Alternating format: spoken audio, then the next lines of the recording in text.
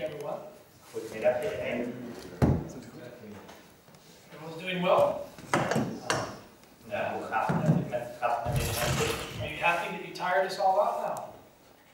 Bent u blij dat het nu voorbij is? Oh, ja, dat begrijp ik niet goed. Oké. Bent u blij dat u lekker vermoeid bent? This is going to be a little bit more informal. Dit wordt wat informeler. So I was asked to give a little testimony. Ik werd gevraagd om een klein getuigenis te geven. And always bow our hands first for prayer. Dat we ons eerst onszelf getuigen voor gebed. Heavenly Father, Hemelse Vader, thank you for your blessings. dank u voor uw zegeningen. We pray that you would please be with us as we just fellowship a little bit this afternoon. We bidden dat u bij ons zult zijn in de samenkomst die we nu hebben met elkaar. We pray that this testimony might be able to glorify you. En bidden dat dit getuigenis u mag verheerlijken. Please guide us in our conversation. Dat u ons alsjeblieft leiden in onze gesprekken. And in our fellowship together as brothers and sisters in Christ. In onze gemeenschap met elkaar als broeders en zusters in Christus. May your angels be with us now. Mogen uw engelen met ons zijn nu. And forgive our sins. En vergeef ons onze zonden. In Jesus' name we pray. In Jezus' naam bidden we dat. Amen.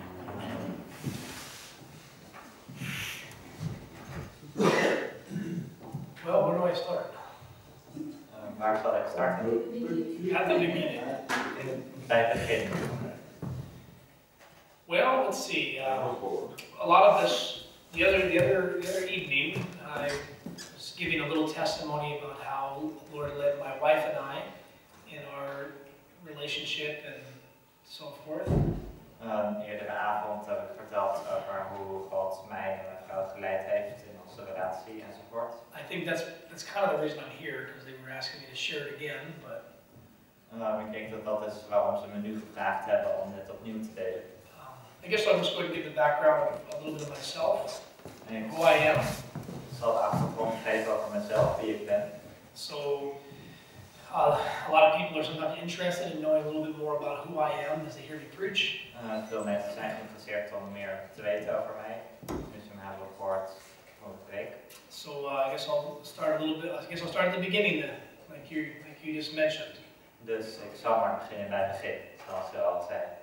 So I was born July 21st, 1976. Ik werd geboren op 21 juli 1976.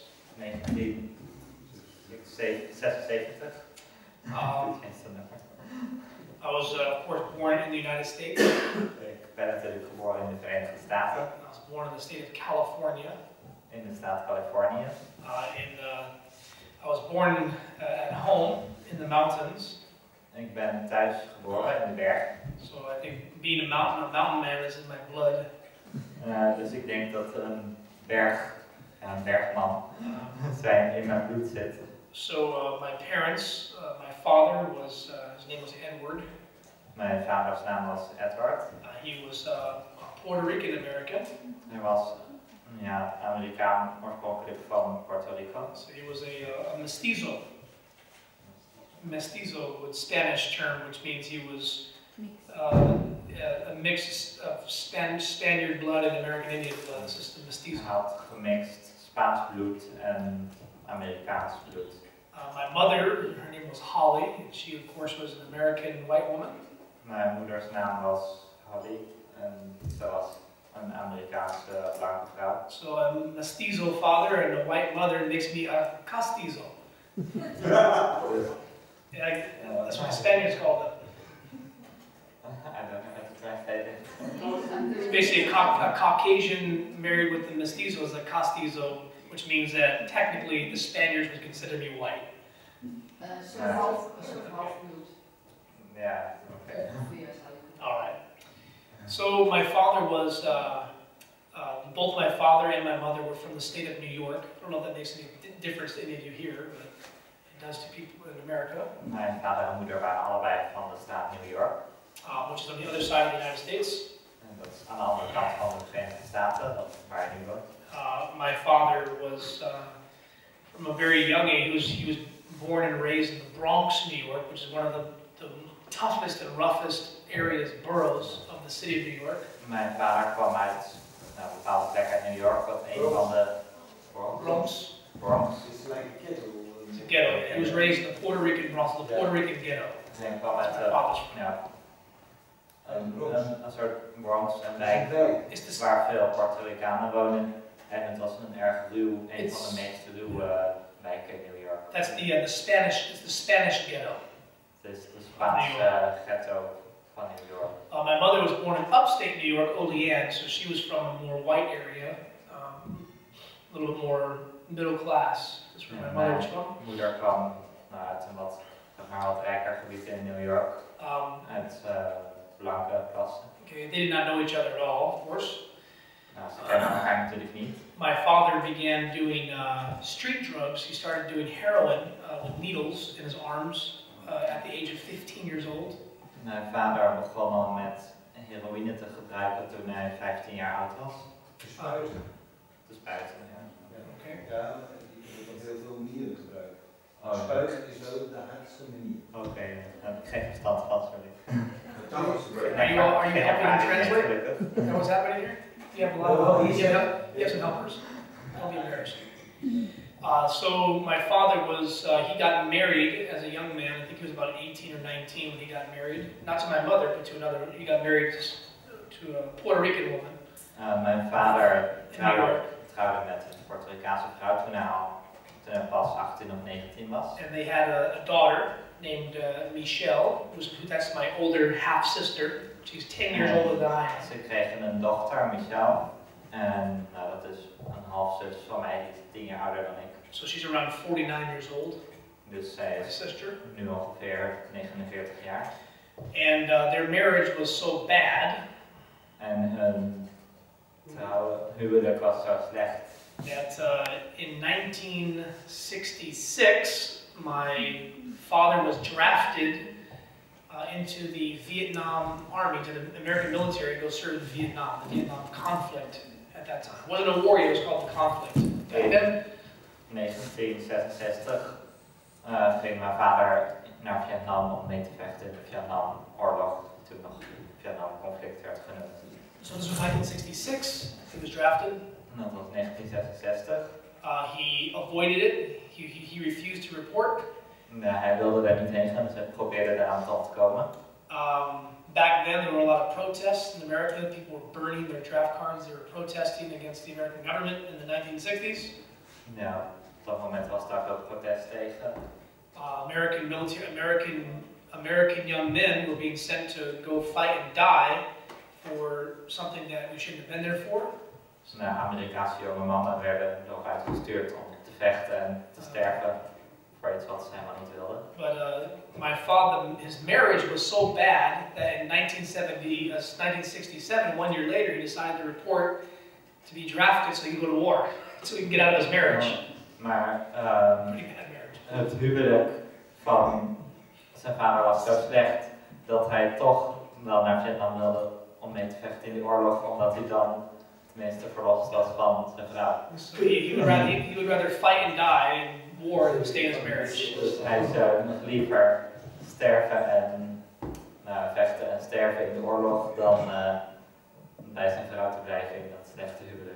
Okay, so at this time he was 21 years old when he went to war, 1967. Hij was 21 jaar toen hij mee ging vechten in de oorlog. My father was born in 1946. My mother in 1953. Mijn vader was geboren in 1946 en mijn moeder in 1953. How many of you ever heard of Vietnam? Hoeveel van hebben gehoord van Vietnam? Yeah. Everybody. It was in America. This war was different than any other war than Americans ever fought in. It was very different. Ja, deze oorlog was voor de Amerikanen heel anders dan elke oorlog waar de Amerikanen ooit in gevochten hebben. The nickname that American servicemen called it, they called it the Green Hell. Dat was de Amerikaanse mannen noemden het ook wel de groene hel. And it really, It was a very difficult war because of the fact our politicians, our American politicians, were basically playing around with American lives. It was a very bad situation for our young men who went over there. Het was een echt slechte situatie voor Amerikaanse jonge mannen. Yeah, so they were fighting and dying for something that they didn't understand what they were doing. America never made it in official wars. It was a very difficult situation. Ze moesten vechten en sterven voor iets wat ze helemaal niet wilden. En, het was een erg lastige situatie. Yeah, so anyways, about 50,000 Americans died in that conflict. Dus ongeveer 15.000 Amerikanen stierven. 50,000. 50.000 About Amerikanen stierven. 53,000 died. Okay. And what made it really difficult was that not only did the American troops, they did not have any support from the American government, but they also did not have support from the American people as well. The American people hated American military servicemen at that time. En ja, die mensen die in dienst gingen in de oorlog, die waren ook niet geliefd bij het Amerikaanse volk, omdat ze, mensen hielden niet van die oorlog. I'm not sure how much you people know about American history or 1960s and 70s. There was a cultural revolution taking place in America. It was really a revolution. There was protests against the government. There was riots all the time. What's that?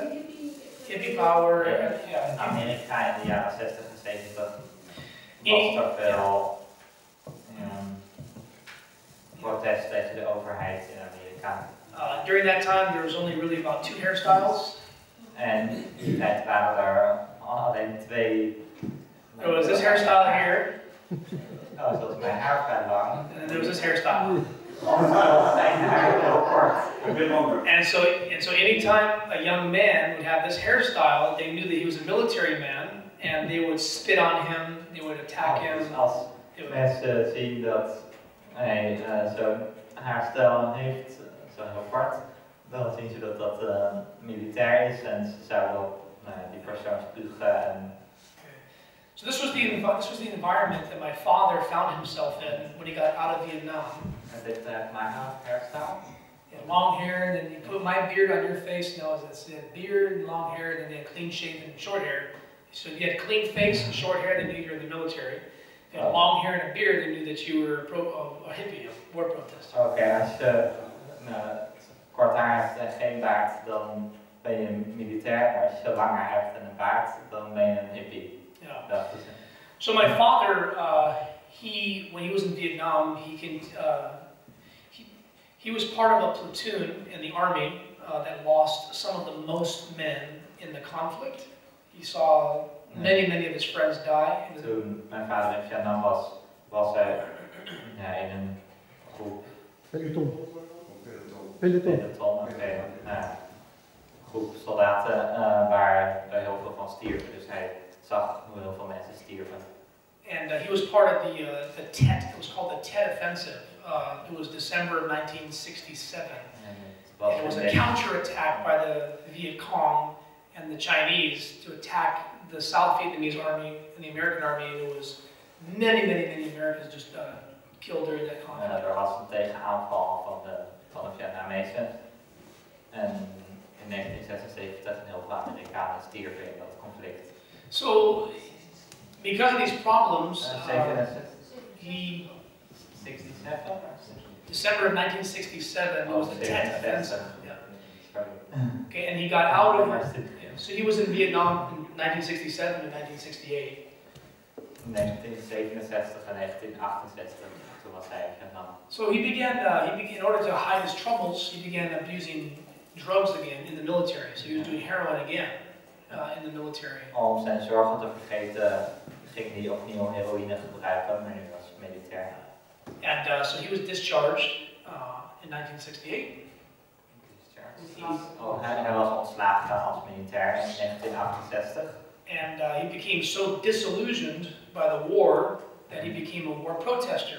Hij werd zo verward, gedesillusioneerd door de oorlog, dat hij ging protesteren tegen de oorlog. His hair grew long. Oh, hij liet zijn haar lang groeien. His beard grew even longer. En zijn baard lang groeien. And he began marching and protests. Hij ging marcheren en protesteren. And he became a revolutionary. He was an American revolutionary. En hij werd een Amerikaanse revolutionair. During this period of time, the 1960s, late 60s and early 70s, Ja, in de late jaren 60, vroeg jaren 70. there were also different American extremist groups that were rising up to try to overthrow the American government. Toen waren er ook extremistische groepen die de Amerikaanse overheid wilden verwerken. My father was personal friends with many of these people. Mijn vader was een persoonlijke vriend van veel van die mensen. So he was a very radical man, radical revolutionary. Dus hij was een erg radicale man, een radicale revolutionair. So a lot of the radical revolutionaries, the young revolutionaries in America at that time were actually in California. En veel jonge revolutionairen in die tijd waren in Californië. So he went to California to join with these revolutionaries. Dus hij verhuisde naar Californië om samen te zijn met deze revolutionairen. This is the 1970s now. Nou, we zijn in de jaren 1970. Now my mother had grown up in California. As a young girl, our family had moved from New York to California. So she grew up in Venice, California, in the beach area of Los Angeles. Zijn moeder die was opgegroeid in Californië, in Los Angeles. And in the 1960s, my mother became a hippie. She was one of the flower children. En in de jaren 60 werd zij een peace and love and sex, drugs, and rock and roll. En dat is Flower power. over Flower power and smoking joints vrede en liefde en doing acid, all this stuff. So this is my mother. Okay. dat was mijn moeder. My mother's brother, my uncle, he was also a heroin addict as well. Mijn moeders broer, dus zijn moeders broer, dus zijn oom, was heroïneverslaafde. Okay, so I have a really kind of a lot of this influence in my background, unfortunately. Dus ik heb helaas veel slechte invloed in mijn achtergrond. I also have a lot of military history in my background too. So my father was a Vietnam soldier. Maar ook veel militaire achtergronden. Mijn vader was een soldaat in Vietnam. My grandfather fought in World War II in the Navy. Opa vocht in de Tweede Wereldoorlog. He was on the aircraft carrier. He was an aerial gunner, shooting down Japanese planes. Hij was op een vliegveld. Boordschutter. And Boordschutter op vliegtuig. Okay. And in 1945, my grandfather was on board the USS Lexington when the atomic bomb dropped on Nagasaki. He was there, my grandfather. Off the coast of Japan when there was 2 atomic bombs, one on Hiroshima, another one on Nagasaki. Where was he in the plane? He was on the aircraft carrier. The aircraft is the large Navy ship where the planes take. Vliegdekschip. Yeah. This was in 1945 when the atomic bomb dropped in Nagasaki. It rocked his ship. He wrote it in his diary. En hij was ergens in de buurt op een vliegdekschip van in Japan toen de atoombom neerviel op Nagasaki. Dat schip vervoerde dat vliegtuig. Vanaf dat schip werd dat vliegtuig gelanceerd om die bom erop te gooien. Oké. Nagasaki. Okay, exactly. Yeah. My other grandfather was in the US Army Air Corps, which was the Air Force at that time, during the days of Korea. My other grandfather, the Army Air Corps. That's okay, doesn't matter. Air Corps. Air Corps, Air Force. Air Force. Yeah. Luftwaffe. And then his brother, my uncle on that side, he was a U.S. Marine. The Marines. Zijn broer, dus zijn oom, zat bij de marine. And then I also have several cousins that were in the U.S. Navy, so my military is all my family. Ik heb ook wat neven die ook in de oorlogsvoering zaten. All right, so my mother, let's go back. Well, you said to start from the beginning, right? Dus mijn moeder. Now, the reason why I oftentimes tell that testimony is because my mother and my father were what made me. De reden waarom ik dit getuigenis vertel is omdat mijn moeder en mijn vader mij hebben gemaakt.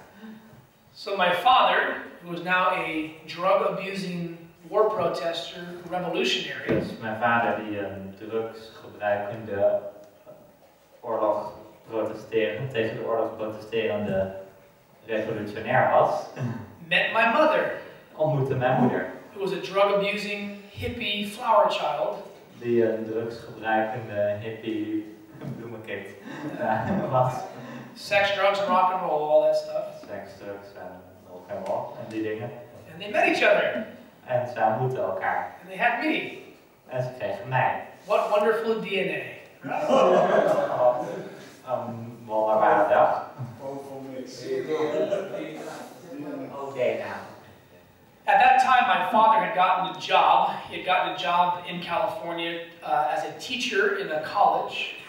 Mijn vader had een baan gekregen in Californië als een leraar. Wait, remember, school. all the revolutionaries were coming from American universities in the 1960s and 70s. But the professors were teaching communism and revolutionary thought to the youth. So it would cause all the youth to rebel against the government. Kwamen van de universiteit en professors die leerden communisme en revolutie. Just like today, it's all in the educational system. So if you want to know a problem with the country, it's because the educational system was teaching the youth. Okay. Het probleem in het land was doordat het onderwijssysteem deze dingen aan de jeugd leerde. Now my father, because he's of Hispanic descent, he was teaching English, ESL, English Second Language. So he was teaching English in college to American migrant workers from Mexico.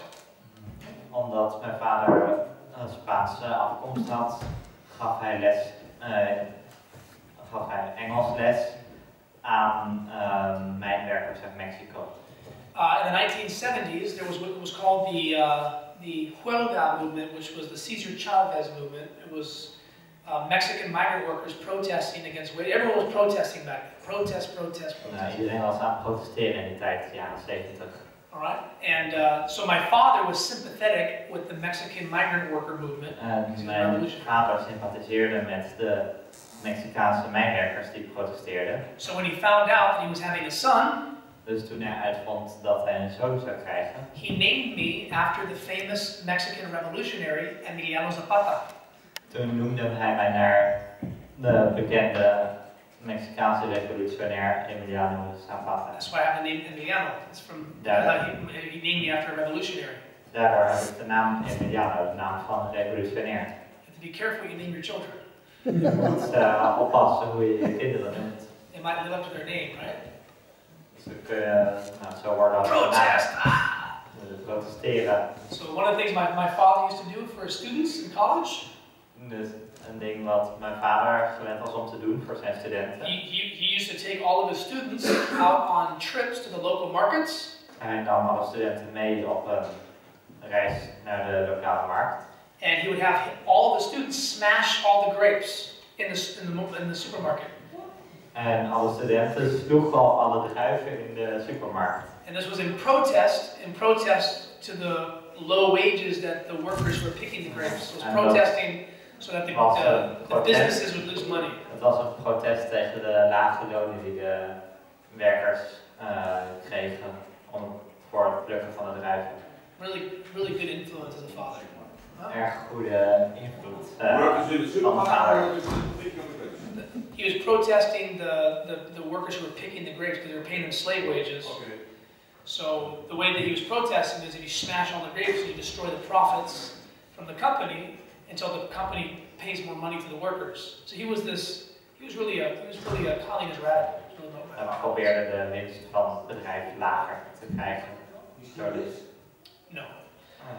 No, my father died in 2005 from hepatitis. His liver failed because from drug use. Mijn vader stierf in 2005, want hij kreeg hepatitis door zijn drugsgebruik.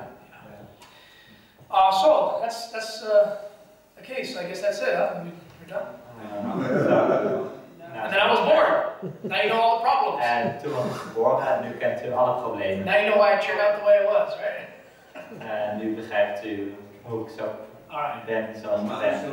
My mother is not alive. She committed suicide in 1998. Mijn moeder pleegde zelfmoord in 1998. And I told you the background. My mother, when she was a hippie, that's when she got involved in witchcraft. So she got involved in witchcraft prior, around the age of 14 years old. She got involved in witchcraft. Toen mijn moeder ongeveer 14 jaar oud was als hippie, raakte ze ook betrokken in hekserij. And she never left her involvement in witchcraft. It was all the way up until she died. En dat heeft ze nooit, daar is ze nooit mee gestopt. So I was born by hippie parents at home in the mountains. Dus ik werd geboren uit hippie ouders in de bergen. Yeah. So, and then very shortly after I was born, my father and mother, they did not get along very well because it's usually what happens when you're in the world, right? Kort nadat ik geboren was, nou ja, toen konden ze het niet zo goed uitmaken met elkaar, mijn ouders. So I don't know all the story. They tell me what happened. They got, they argued all the time. So I was just a very small baby. Dus ze hadden altijd ruzie toen ik een kleine baby was. Yeah. They got in arguments. Ze hadden altijd ruzie. My mother took a shoe and smashed my father's face and split his lip open. En mijn moeder sloeg mijn vader's lip open. My father was the mild one. My mother was the Mijn vader was meer de milde, rustige persoon en mijn moeder was meer waar. So my father ended up leaving after that. It's like, oh, okay. And that was it. So I was raised by a single mother. Dus ik werd opgevoed door een moeder alleen. Eventually my father met another woman. Later kreeg mijn vader and they had a child. Zij kreeg ook een kind. So I have another sister who's about 8 years younger than me. Dus ik heb een andere zus die ongeveer 8 jaar jonger is dan ik. So there's 3 of us, but from all different mothers. Dus er zijn 3 van ons, maar van allemaal verschillende moeders. Yeah. So I was raised by a single mother, and by the time I was a few months old, we moved to Los Angeles. Toen ik een paar maanden oud was, verhuisden we naar Los Angeles. So that we could be close to my grandmother and so forth. Daar konden we dicht bij onze oma zijn enzovoort. So that's where I was raised. Dus daar ben ik opgegroeid. Alright, so I'm going to bypass. I'm not going to go every single year of my life now. It's take too long. Ga wat jaren overstaan, want als ik over elk jaar van mijn leven moet vertellen, wordt het te lang. There is a reason I shared all that. Er is een reden waarom ik dit allemaal vertel. Some of you are like, oh, this is going really slow. Sommigen van je denken misschien, het gaat wel erg langzaam. There's a reason why I share all that. Maar er is een reden waarom ik dit met u deel. And because I'm talking about courtship and marriage with my wife. Omdat ik ga praten over courtship, verloving. Don't translate it as dating, because courtship is different than dating. Verkering of verloving? Verkering. Verkering en trouwen. It's really important for young people to understand the influences that they give to their children. Het is erg belangrijk voor jonge mensen om de invloeden te begrijpen van hen op hun kinderen. We pass on our traits to our children. Geven onze stappen door aan onze kinderen. And there's something called hereditary weaknesses and cultivated weaknesses. They're different. Er is een verschil tussen aangeboren zwakheden en gecultiveerde zwakheden die je aangeleerde zwakheden. Cultivated tendencies to sin are the things that we do ourselves. We indulge in different practices and sins. Aangeleerde zwakheden zijn dingen die we zelf doen doordat we doorgaan met bepaalde zonden. But hereditary weaknesses are the things that our parents did that tend to give us a natural bent towards something. Ja, maar aangeboren zwakheden zijn dingen die onze ouders hebben gedaan, maar waardoor wij verkeerde neigingen hebben. For example, bijvoorbeeld Abraham, upright man of God. Was wel een rechtvaardig man voor God. He's called a friend of God. Hij wordt een vriend van God genoemd. The covenant is established with him. En het verbond is vastgesteld met hem. God spoke of Abraham and said, I know him, that he will command his household after him, and they will keep the way of the Lord. God zei van hem, ik ken hem en ik weet dat hij mijn verbond zal bewaren. Dat he had faith and trust in de weg God. van de Heer zullen gaan. En hij had geloof en vertrouwen in God. But he had one problem. Maar hij had één probleem. It was recorded in Scripture for us. Het staat in de Bijbel voor ons. What did he do? Wat deed hij? He lied. He lied about his relationship with his wife, with Sarah, right? Hij loog over zijn relatie met zijn vrouw Sarah. Not once, but twice he did that. Hij deed dat 2 keer. And I believe he repented of that. En Ik geloof dat hij daar berouw van heeft gehad. But when you do a sin, friends, Maar wanneer je een zonde doet, vrienden, unless we overcome that, we'll pass on that tendency. je moet dat overwinnen. What did Isaac do? Isaac repeated that same sin. Hij herhaalde diezelfde zonde. What did Isaac's son do? Jacob. En wat deed Jacob? He was known as liar. That was his name. Hij was bekend als een leugenaar, dat was zijn naam. And with each generation, that sin gets worse. En in elke generatie werd die zonde erger. Unless we learn to overcome that. Behalve als we dat leren te overwinnen. So I already told you what my parents did, right? Dus ik vertelde u al wat mijn ouders hebben gedaan. Right?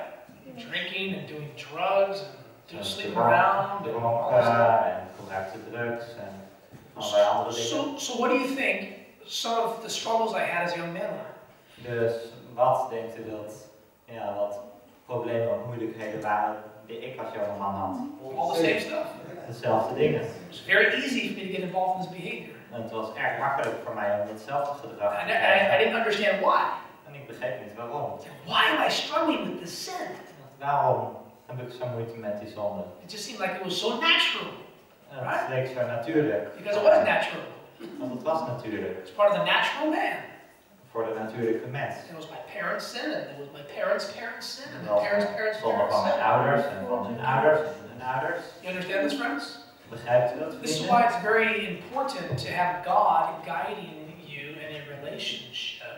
Daarom is het heel belangrijk om, ja, dat God je leidt en ook in relaties. Because we're told in the spirit of prophecy that Satan is actively trying to mismatch the wrong people. Want we lezen in de geestelijke profetie dat Satan actief probeert om, ja, de mensen die eigenlijk niet bij elkaar passen, bij elkaar te krijgen. And Ellen White tells us the reason for it. En Ellen White heeft de reden daarvoor. So that he can have a better chance at controlling the offspring, the children of that youth. Zodat hij er een betere kans heeft om die kinderen onder controle te krijgen. You know this whole issue that's going on with homosexuality right now, it's going all around the world. Een zaak waar we het heel veel over hebben is homoseksualiteit. Satan knows what he's doing. Satan weet wat hij doet. You understand that? Begrijp je dat? If he can get your great grandparents to indulge in base passion, indulge in passion, indulge in grootouders zo ver gaan krijgen om een dierlijke neiging te gaan. indulge in perverted sexual activity. In perverse seksuele activiteit. All right, where you're weakening your your physical structure.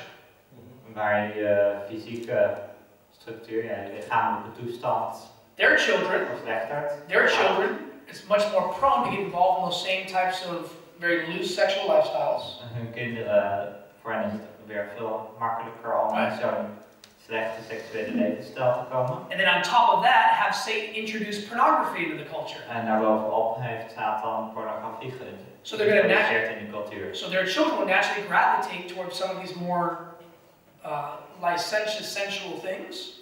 Ja, dus hun kinderen zijn nog meer geneigd om in die lichtzinnige, sensuele dingen te raken. I'm not trying to be inappropriate here, okay? I'm not trying to be inappropriate. This is just the facts. Ik wil hier niet ongepast praten, maar dit zijn gewoon de feiten. And now you let these children look at pornography in video or magazines. En je laat deze kinderen kijken naar pornografie in video of tijdschriften. So a young man is looking at female body parts.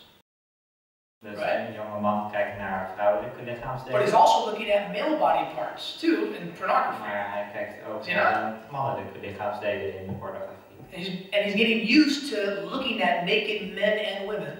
En hij raakt eraan gewend om te kijken naar naakte mannen en vrouwen. And now you go to the next generation. En nu krijg je de volgende generatie. Now they've been weakened by sensuality from the first generation. Nou zijn ze verzwakt door de sensualiteit van de eerste generatie. They've been further weakened by perhaps practices of self-abuse and now beholding naked human beings, men and women. Verzwakt door zelfverminking. Masturbatie. Masturbatie. Je raakt ook nog in een wereld van masturbatie. Oké, en pornografie. Okay. Now you go to the next generation. En dan ga je, het is niet zelfverminking of zo. Now they're further weakened. Zelfmisbruik. Oh, you got to try to translate that word. Zelfmisbruik. Dat is de basic. Ander woord is masturbatie. Yeah. Oh, dit is niet jezelf not cutting yourself. No. Self-abuse. No. Ellen White called self-abuse. It was masturbation. But I'm trying to say it nicely. Ja, wij zeggen in Holland zelf. Okay. And I'm not trying to be inappropriate. Okay. But Ellen White talks a lot about that in Child Guidance, the book Child Guidance, as well as an appeal to mothers. Maar Ellen White schrijft er heel veel over in hoe leid ik mijn kind en appeal to mothers.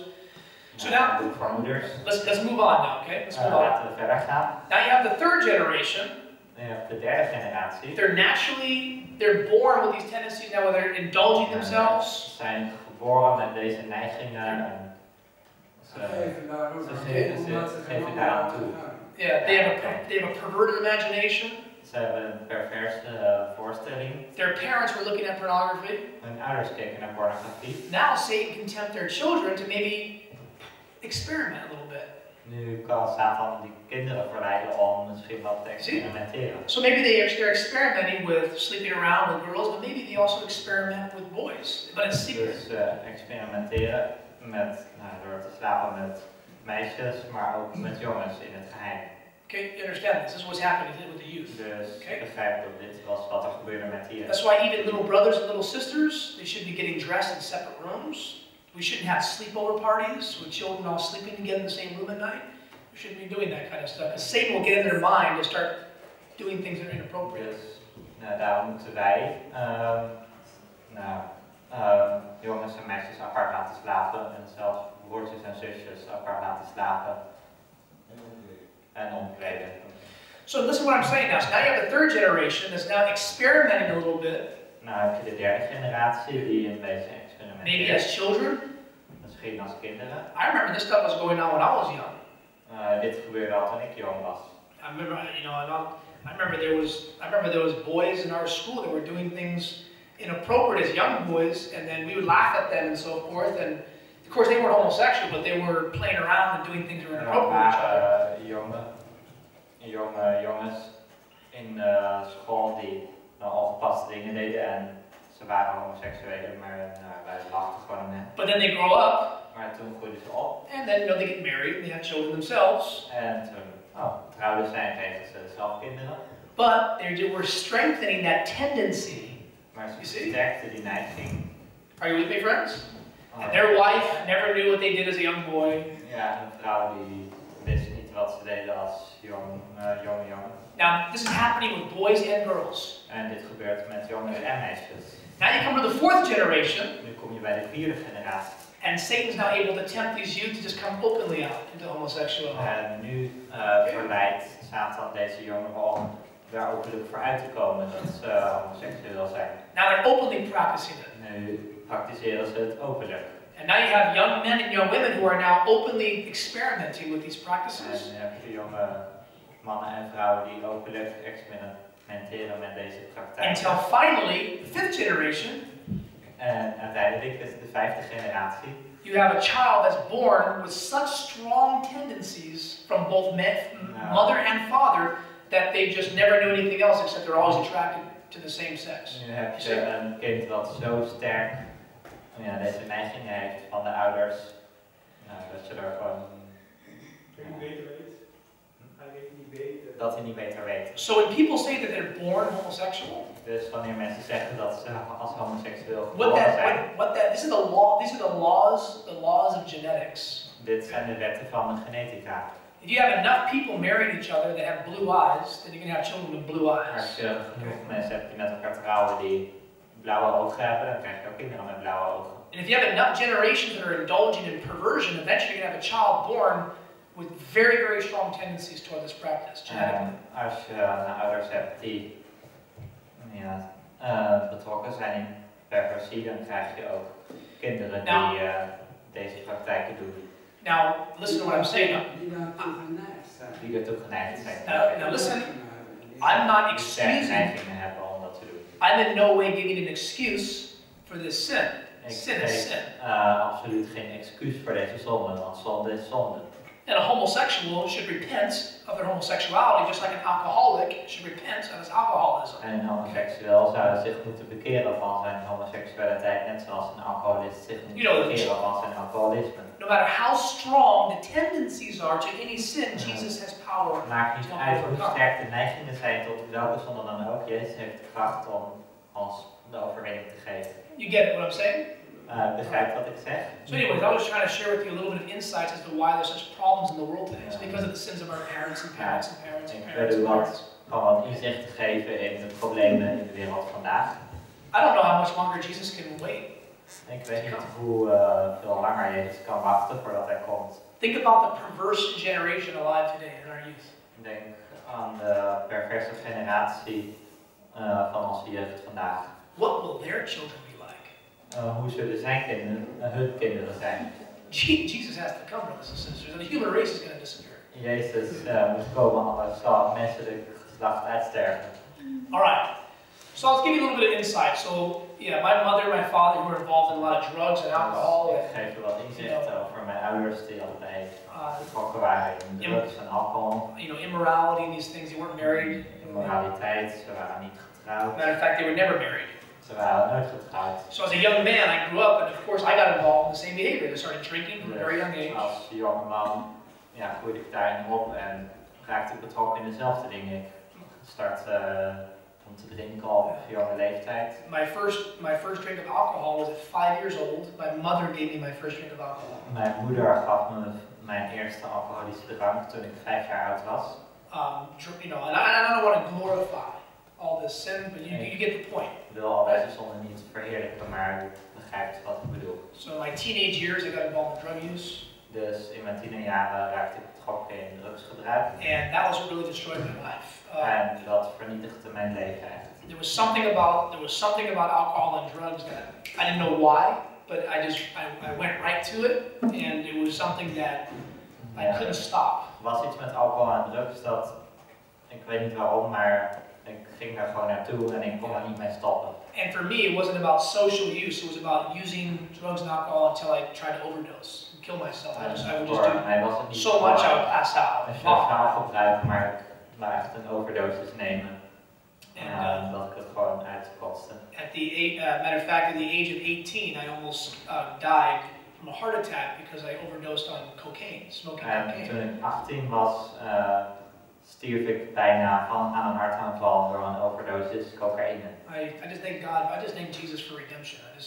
Ja, ik dank Jezus echt voor verlossing, voor het bloed van Christus. So my drug problem started getting me in trouble from a very young age. About the age of 15, I started getting in a lot of trouble. Het probleem gaf me al problemen toen ik 15 jaar oud was. The very first time I ever got arrested for breaking into a home, burglary, was the age of 15. Ja, ik werd gearresteerd voor inbraak toen ik 15 was. I started carrying a gun at the age of 15. En ik startte pistool te dragen toen ik 15 was. And that's when I was first arrested at the age of 15. En ik was als eerste gearresteerd toen ik 15 was. I was first locked up in jail at the age of 15. En ik was voor het eerst in de gevangenis opgesloten toen ik 15 was. From there, I was committed to a mental hospital, a mental institution. Ja, ik werd naar een mentaal instituut gebracht. In de psychiatrie gebracht. And I was pretty much locked up and given away. Ik was opgesloten en opgegeven. And I stayed there to the age of about 17. I went from one place to another place to like group homes with other troubled children and things like this. Ja, en ik bleef daar tot ik 17 jaar oud was. En toen ging ik van de ene naar de andere plek. Yeah, you know about this, right? They try to put me on medication to make me like a zombie. Maar ze gaven me medicatie waardoor ik eruit zag als een zombie. Because if you're like this, then you don't give anybody problems. Ja, als je zo bent, dan geef je niemand problemen. And of course, I was a rebellious teenager, so I wouldn't take it. En ik was een rebellische tiener, dus ik nam het gewoon niet. So I would fight against the staff and I'd run away. Ik vocht tegen de medewerkers en ik rende weg. I don't know if you can tell or not, but I have a little bit of a fiery personality. Ik heb een beetje een vurige personage. My wife, she's absolute opposite. Mijn vrouw is absoluut het tegenovergestelde.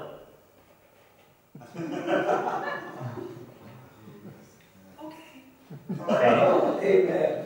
She's so sweet. Sweet. Oh, soft. She's an absolute sweetheart. I don't think we've never had an argument in 10 years of our marriage. We hebben nog nooit ruzie gehad terwijl we 10 jaar getrouwd zijn. And it's, how do you argue with somebody that is this? Ja, hoe kun je dat iets vragen met dit gewoon? Oké. So, I joke, I kid with my wife all the time. What are you a lucky person? Nou, zegt, wat bent u een gelukkig persoon? So, I kid around my wife all the time with our children. Oh ja, we moeten zien. Het staat opgenomen. Dat is experience. Yes, it's really the opposite, right? But I kid around with my wife.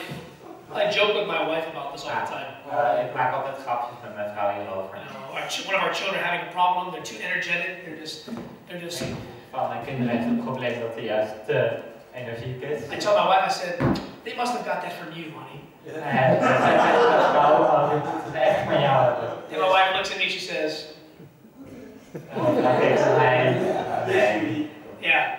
And I'm kidding around, I know they got that from me. Maar ik snap het, want ik weet dat ze dat van mij hebben. So when I'm dealing with my children, I say, I know where you got that from, so you got that from me, so you better cut it out.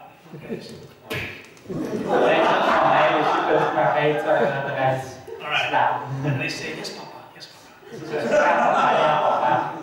Alright. So having a strong personality is good because my children, when I'm around, they're in line. Een sterke personaliteit voor het goed, want wanneer wij kinderen zijn, dan zijn ze gedragen ze dus netjes, want allemaal krijgen ze None of my children have a problem saying, yes, Papa. Say yes. They know I said, I look at it, all I do is this.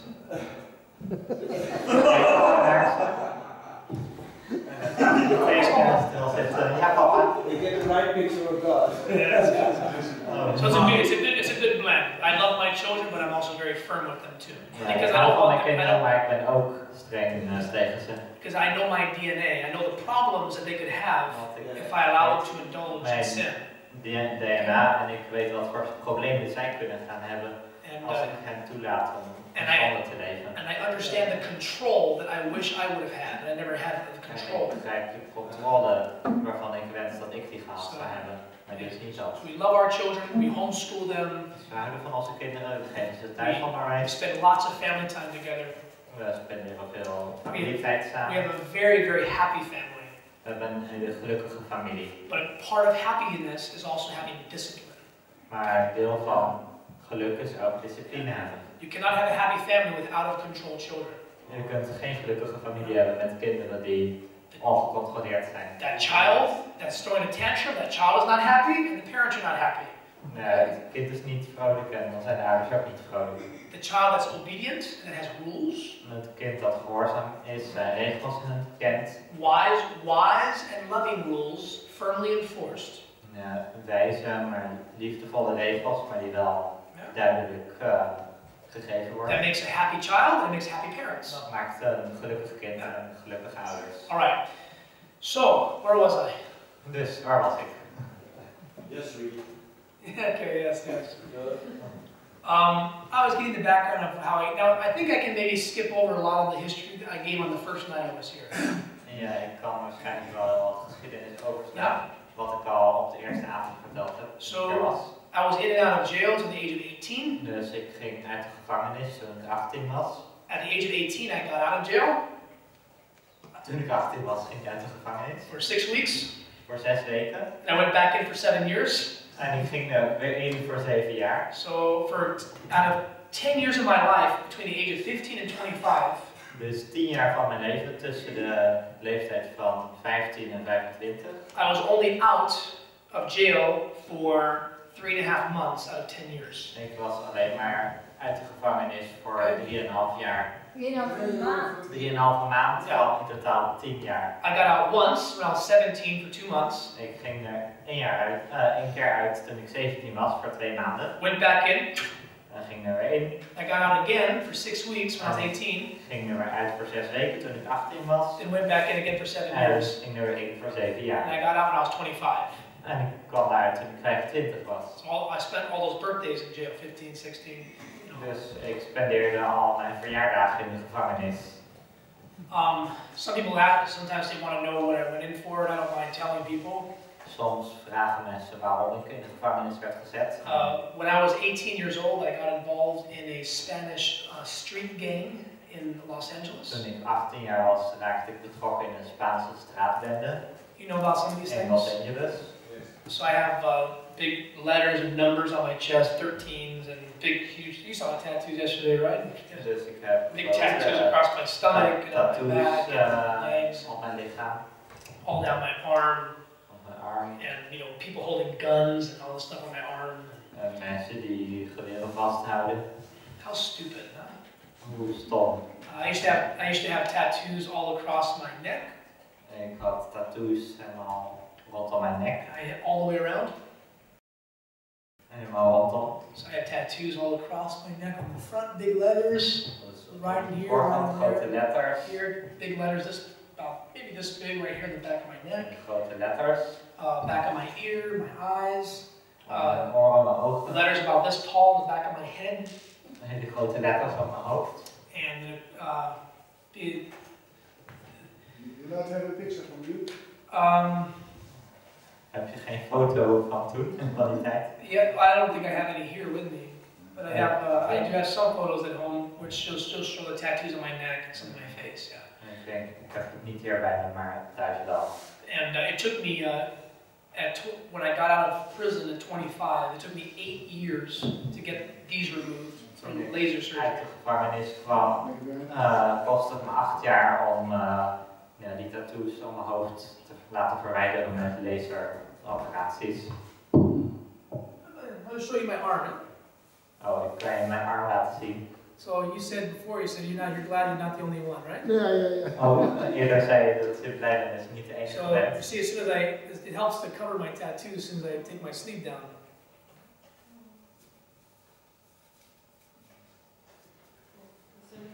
Oh, it's kind of hard, huh? Oh, ik moet wat meer uittrekken om het goed te laten zien. And you see all these tattoos here. Je ziet al deze tattoos hier. So, and you can see them also in my En je kunt ze hier ook zien. some gang activity. Bendeactiviteit. So, thank Ja, Jesus for zie. redemption, huh? Dank Jezus voor verlossing. And yeah, so I have them all across my stomach and on my Dus chest zijn and allemaal my arm, and then I stand across my neck overal. and the back of my head. I was a very scary guy to be around back Ik then. was erg angstaanjagende jongen toen. I was, unfortunately, I was not a very nice person back then, and I'm thankful for Jesus' Helaas was forgiveness. ik niet een erg aardig persoon in die tijd, maar ik dank Jezus dat hij me veranderd heeft. And I'm very ashamed for the things that I did. Ik ben erg beschaamd voor de dingen die ik deed. Because I hurt many people that I can never take this back. Heel veel mensen pijn gedaan, gekwetst. En dit kan ik niet meer terugdraaien. And because of my gang involvement and my drug activity, En door mijn betrokkenheid bij de bendes en drugsgebruik. I was performing armed robberies. I was robbing people in the streets. Ik zag gewapende overvallen. With knives, I would rob people at knife point. Ik beroofde mensen op straat met een mes. And I would go into stores and rob them at gunpoint. En ik ging naar een winkel en beroofde ze met een pistool. And I would spend all that money on my drug habit. En ik gebruikte al dat geld dat ik I, stal at the age voor of- mijn drugsgebruik. at the age of 18 years old, I was addicted to methamphetamines, cocaine, and heroin. Op 18-jarige leeftijd was ik verslaafd aan Speed. speed. Oké.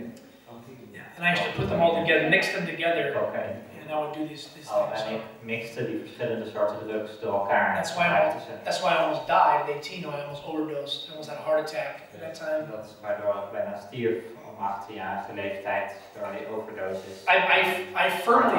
I firmly believe that if I had not gone to prison, I would be dead at this time. Ik geloof heel sterk dat als ik niet naar de gevangenis was gegaan, zou ik nu dood zijn. At the age of, because remember, at 18, I got out of prison for 6 weeks at 18 years old. Ik ging de gevangenis uit voor 6 jaar. Voor 6 maanden. Toen ik 18 jaar was. 6 weeks. 6 weken. When I got out of jail at 18, I was 175 pounds. Toen ik daaruit kwam, was ik 175 pounds. I don't know what this is in kilos. 175 pounds you were. At 18, yeah, when I got out. That is about 90 kilos. Okay. Toen ik 18 was, woog ik ongeveer 80 of 90 kilo. 6 weeks later, 6 weken later, 6 weeks, in 6 weken, I was 125 pounds.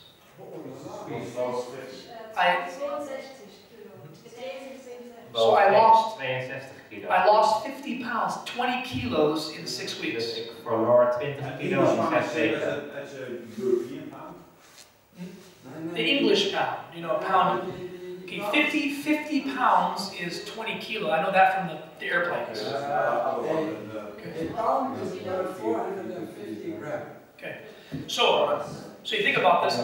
I lost 20 kilos of body weight in 6 weeks from doing drugs. Ik verloor 20 kilo lichaamsgewicht door drugsgebruik. And at the same time, we were getting shot at. We were having gang violence. I mean, I should have been killed. Bende, geweld en ik zou gedood kunnen zijn. Yeah, one of the stores that I robbed at gunpoint, the owner shot back at us. Bij een van de winkels die beroofde daarvan schoot de eigenaar terug op ons. And he shot 2 of my friends. En hij schoot 2 van mijn vrienden. Praise the Lord, didn't hit me, it went through his pants.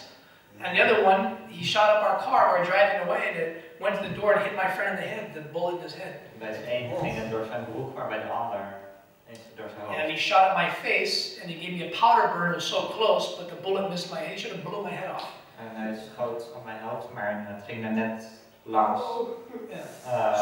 Maar hij had mijn hoofd eraf kunnen schieten. So I just thank God. God had a plan for me. Dus ik dank God dat hij een plan voor mij had in mijn leven. You know, I was raised, I did not even know God. Toen ik opgroeide, kende ik God helemaal niet. My father was Hispanic, he was a Catholic. Mijn vader was Spaanse achtergrond, hij was katholiek. And I didn't know he left when I was just a baby. I didn't even know. Maar hij ging weg toen ik baby was. And my mother was a witch. En mijn moeder was een heks. I'm not kidding. Ik maak geen grapje. I remember at the age of I still remember this. At the age of 12 years old, we moved to a different house, a different place to live. Toen ik 12 jaar oud was, verhuisden we naar een andere plek. And back then, I didn't understand what she was doing. En toen begreep ik niet wat zij deed. She put incense into a shell, a conch shell. Ze deed big shell.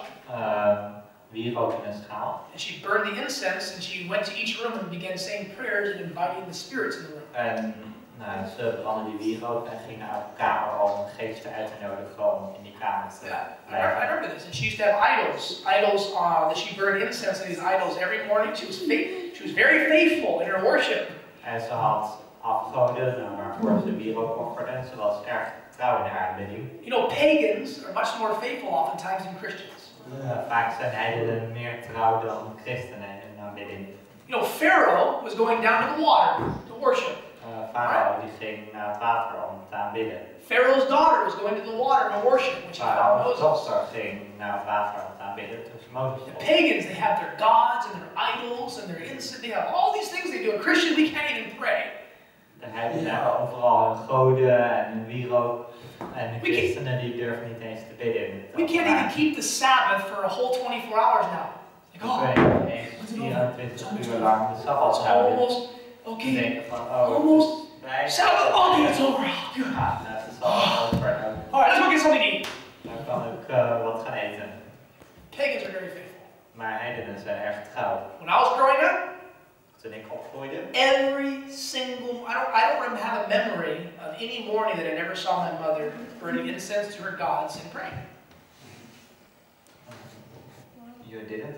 I don't have any memory. In other words, my memory is every day she did this faithfully. Oh, ze deed dat elke dag, kan ik me herinneren. Okay. Ik kan me niet herinneren dat ze het niet deed. Alright, so we fast forward now? Push fast forward? Zullen we verder gaan? Ja. 18 years old, I was sentenced to 7 years in prison. Toen ik 18 jaar oud was, moest ik weer 7 jaar in de gevangenis. Multiple counts of armed robbery. I joined a prison gang. Ik nam deel aan een gevangenisbende. This was the largest and most violent prison gang in the United States. Dit was de grootste en meest gewelddadige gevangenisbende in de Verenigde Staten. And I was part of that gang for 3.5 years. En ik was daar een deel van voor 3,5 jaar. That's why I was in, remember I told you about solitary confinement? Yeah? Isolatie. Oh ja, ik kwam in de isoleercel. So I was in there for 1 year for taking razor blades and cutting up the neck and the face of a rival gang member. Ik was daar ingezet voor het... Scheermesjes. Ja, scheermesjes. Daar heeft iemand mee gevolgd. Oh, iemand waar mee verwond met een scheermesje, daarom werd hij in de isoleercel gezet. And it was during that time they almost gave me life in prison for it. En ze gaven me bijna een levenslange gevangenisstraf daarvoor. And for some reason they decided not to take me to court. Maar om een of andere reden namen ze me niet mee naar het gerechtshof. Just because God had a plan for me. Omdat God een plan voor mij had. And I look at myself and I say, why on earth did God choose me? En als ik naar mezelf kijk, denk ik, waarom heeft God mij gekozen? To preach the gospel around the world. Om het evangelie te prediken rond de wereld. And to preach to God's people too. Me! Zelfs om te preken tot Gods volk. This filthy scum. Dit vuile... Ja? Smerige lang. Laagste van het laagste. Oké. You know why? Uitschot, ja. You know why, friends? Because waarom, vrienden? God is not so much interested in your heritage. Want God is niet zo geïnteresseerd in wat u heeft geërfd. Or your background. Of uw achtergrond. Or your culture. Of uw cultuur. Or your race. Of je ras. He's not so interested in how you're a 3rd or 4th generation Adventist. He could care less about that stuff. Hij is niet zo geïnteresseerd of je een 3e of 4e generatie Adventist bent. He's looking for a converted heart. Hij zoekt naar een bekeerd hart. He's looking for somebody to fully give their life to Christ. Hij zoekt naar iemand die zijn leven volledig aan Christus wil geven. And the person that will give their life fully to Jesus. En de persoon die zijn leven volledig aan Jezus wil geven. God can clean them up. God kan die persoon reinigen. He can wash away their sins. En hun zonde wegwassen. He can equip them with His Spirit. Hij kan hen toerusten met zijn geest. He can empower them by His grace. Hij kan ze bekrachtigen door zijn He can genade. open their understanding to His Word. Hij kan hun verstand openen voor zijn woord. So what's the problem? Dus wat is het probleem? Why is God raising up all these rejects like me? Waarom gebruikt God al die afgewezenen zoals ik? Because His people in the Seventh Adventist Church are asleep. Omdat zijn volk in de Zevende-dags Adventistenkerk slapende is. You know, in English we have a phrase. In het Engels hebben we een zegswijze. God does not call the equipped, but He equips the called. God roept niet de toegerusten, maar hij rust de geroepenen toe. People say, Brother Richards, where do you know all this stuff from? Mensen vragen, broeder Richards, hoe komt het dat je al deze dingen weet? People been asking me even here as well. Mensen vragen mij dat hier ook. It's like you have a tape recorder in your head. Like, how do you know all this stuff? In je hoofd. Hoe weet je dat allemaal? Where did you go to school? Waar ging je naar school? Yeah. I tell people where I went to school. Ik vertel mensen dat ik naar school ben geweest. I got kicked out of school after 9th grade. I only finished 9th grade. How old were you in 9th grade? I was 14. Toen ik 14 was, toen werd ik uit school gezet. That's it. So it's the lovely boy. I don't know how to do a lot of math problems because I never learned. Ik weet niet hoe wiskundige problemen op moet lossen. I never learned. Nooit geleerd. I never learned algebra. Ik heb nooit algebra geleerd. There's a lot of other stuff I never learned. I only finished 9th grade. Jan de Grant invites you to come as a student at our school. Yeah, thank you. Okay. To learn the things that you missed. My point being is that I never had a formal education. Ik heb nooit een normale onderwijs gehad. I never went to college. Ik ging nooit naar school. When I became converted, Maar toen ik bekeerd was, I spent time in God's Word. toen heb ik tijd besteed in Gods woord. And there's more power in the Bible than in any other book that man has ever written. Er is meer kracht in de Bijbel dan in wat voor ander boek dan ook dat mensen. So I studied from the books that God gave to His Son. Dus ik studeerde van de boeken die God heeft gegeven aan zijn zoon. The book of the law. Het wetboek. The book of the law, yeah. The book of nature. Boek van de natuur. And the book of the practical experiences of life. En het boek van de praktische ervaringen van het leven. I went to learn a trade as a young man. Because after I became a Christian, I got out. I learned construction, how to build my hands. Leerde een beroep in constructie. Okay. Om met mijn handen te werken. That's the education our youth are supposed to have in school. Dat is het onderwijs dat onze jeugd zou moeten hebben in de school. It's an education based upon agricultural principles. Een onderwijs gebaseerd op landbouwprincipes. Practical trades. Praktische beroepen. Yes. Bible instruction. Bijbelonderricht. Sacred music and poetry. Geheiligde muziek en dichtkunst. And the study of God's created works. En studie The van 5 books. Gods geschapen werken. You understand this? Yes. Begrijpt u dat? And then put it in practice by doing missionary work. En dan om dit in de praktijk te brengen door zendingswerk te doen. Alright, anyways. Okay. 21 years old, I became a Christian. You already know all that, right? Toen ik 20 jaar was, werd ik een christen, dat weet u. 25 years old, I finally got out of jail. Praise the Lord. 25 Praise the Lord. raakte ik eindelijk uit de gevangenis. Prijs Zeer. 7 years is a long time to sit. 7 jaar is echt een lange tijd om daar te zitten. You know, there's a lot of young men think it's really cool. Wow, this is cool to be tough. Een jonge man denk je van, oh dat is cool om zo'n leven te hebben. I tell young people all the time, they want to say, hey, Pastor Richard, tell me about when you were in prison. Tell me all the things that happened in there. En jonge mensen die vragen hem soms van, vertel wat er allemaal met je gebeurde in de gevangenis. There was a lot of bad stuff in there. Maar er was heel veel slechte dingen daar. And I won't talk about all those things. You see a lot of bad things. You see people getting hurt. You see people getting killed. It's very bad. Ja, en ik heb erg dingen gezien, mensen die verwond worden of die zelfs vermoord worden in de But gevangenis. here's what I tell young people. Maar dit is wat ik jonge mensen vertel. I tell them there's nothing cool about sitting in a prison cell and asking the police officer for toilet paper. Er is niks cools aan in een politiecel zitten en de politie vragen om toiletpapier. There's nothing cool about sitting in a prison cell with another man in there and he's passing gas all night long. Er is niks cools aan in een gevangeniscel zitten met een andere man die de hele tijd maar scheten laat. What's so cool about this? Wat is daar zo cool aan? There's nothing cool about sitting in a little room for 23 hours a Er is niks day. cools aan om voor 23 uur per dag bij een kamertje te zitten. Yeah, for 3 years, what was it? For 7 years. Yeah, but solid. Solitary confinement for 3.5 years. Yeah, 3 years. There's nothing cool about Hij zat this. 3,5 jaar in die isoleercel. Alright. You know what's cool? Weet je wat cool is? So when I got out of prison and I was a Christian, I got to hike in the mountains. Toen ik uit de gevangenis kwam, christen was en in de berg kon gaan Swim in wandelen. the rivers. En in de rivier kon gaan zwemmen. And know that my God made all this. En weten dat mijn God al deze dingen gemaakt heeft. And I can talk to the God who made all these things. He's my En ik Father. kan praten met God die al deze dingen gemaakt heeft. Hij is mijn vader. That's cool. Dat is cool. Alright.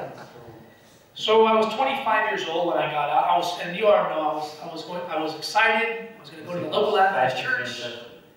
Jaar toen ik uit de gevangenis kwam en ik was zo opgewonden en ik ging naar de lokale Adventkerk. I became an Adventist in prison.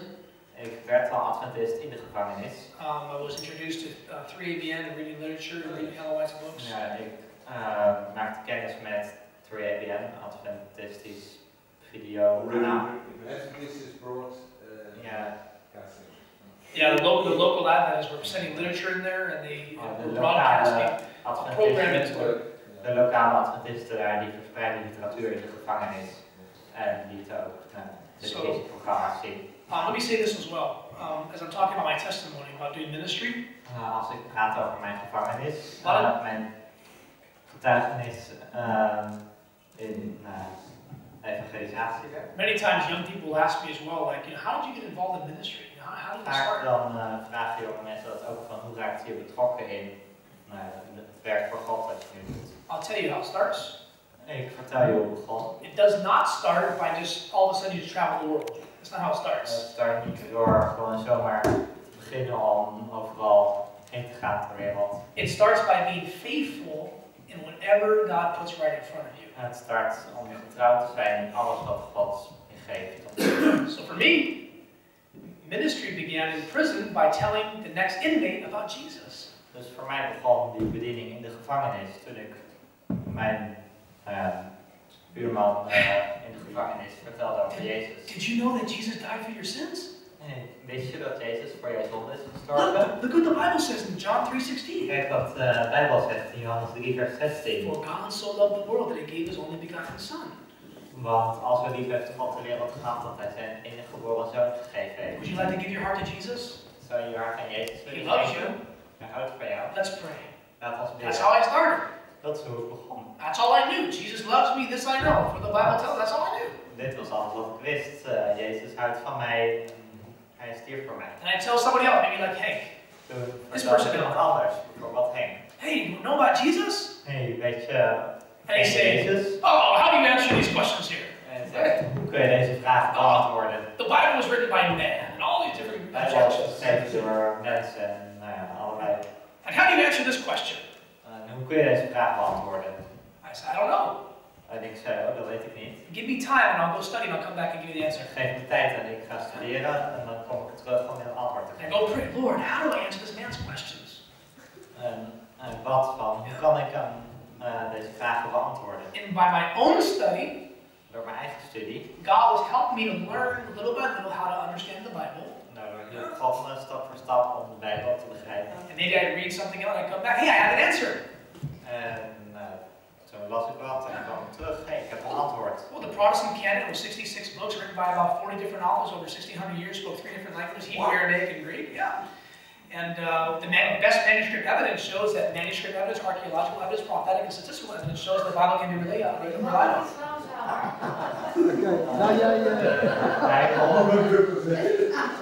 De Bijbel bestaat uit 66 boeken.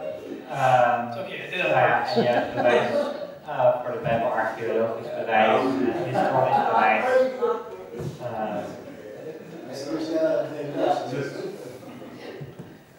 But you see, you learn those things little by little by little. Right? Je leert deze dingen stap voor stap. And then over time you start learning about the Textus Receptus, and you learn about Erasmus of Rotterdam, and you learn about the Protestant canon. Over de Textus Receptus en over Erasmus van Rotterdam. And then you start learning about the manuscript evidence through the Great Bible, the Geneva Bible, the Matthew's Bible, down to the King James, the different manuscripts. Dan leer je over verschillende manuscripten, verschillende Bijbelvertalingen. It takes time. En het kost tijd. But you got to start somewhere. Maar je moet ergens beginnen. So that's how I started ministry. Dus dat is hoe ik mijn bediening Try to answer your questions. Door te proberen jouw vragen te beantwoorden. And your questions. En jouw vragen. And then doing a Bible study with you. En dan door een Bijbelstudie te doen met jou. Simple things. Simpele dingen. Let me share with you about the Sabbath. En ik ga te zien over de Sabbat. You challenge me. What about the scripture where it says en je in daagt me Colossians uit van wat 17? moet ik doen met deze tekst die ik niet begrijp. So I don't know. Let me go back and study it. Dus ik wist het niet, dus ik ging terug om te So studeren. little by little, you're learning, right? En stap voor stap leer je. So I did that for 3.5 years, still in prison. Ik deed dat voor 3,5 jaar nog steeds in de gevangenis. By the end of the 3.5 years, Aan het einde van die 3,5 jaar, I had whole Bible study groups of men. toen had ik hele Bijbelstudiegroepen van mannen. And they had a nickname for me. En ze hadden een bijnaam voor mij. I used to be called by a gang name. Ik was eraan gewend om genoemd te worden met een bendenaam. I used to have that name tattooed on my arm right here. Ik had die naam hier op mijn arm. And I got it removed along with the rest of these. Maar ik heb dat laten verwijderen, net als deze tattoos. And these inmates gave me a new name. En deze medegevangenen gaven me een nieuwe naam. They called me the preacher. Ze noemen mij de prediker. So you have a new tattoo now. I never tattooed that. We're not supposed to put marks on our body. But I was known in prison. I was known by the inmates as well as the officers as the preacher. Het was bekend bij zowel de medegevangenen als de bewakers als de prediker. And whether I was in solitary confinement or not, I would preach over the tier from my prison cell. I'd preach. En zelfs toen ik in de isoleercel was, kon ik preken net over de muur heen.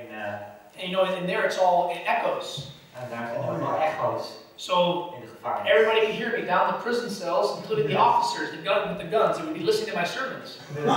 Iedereen kon mij horen door de echo's en zelfs de bewakers. And the inmates would turn their radios down and be listening. Ze deden de radio uit en gingen luisteren. And I would stand up there. En ik ging staan. Let's pray. Laat ons bidden. Heavenly Father, Hemelse let's Vader. bless the scriptures in Jesus' name. Amen. Zegen deze schriften in Jezus' naam. Amen. The Bible says in Daniel chapter 2. De Bijbel zegt in Daniel hoofdstuk 2. Let's go and read the scriptures. Laten we deze schriften. And in the third year of Jehoiakim, king of Judah, we start reading. En in het derde jaar van The head of Joachim. gold is Babylon. Het gouden hoofd is Babylon. Chest and arm is silver is Medo-Persia. De armen, de bronzen armen And zijn go down the sermons. Perzië. And the stone is going to be Christ. It's time to repent, my brothers. En de steen is Jezus Christus. Het is tijd om je te bekeren, mijn We broer. need to overcome sin. We moeten zonde overwinnen. Get rid of those filthy magazines. Doe die vieze bladen weg. Stop drinking and cursing because Jesus is coming.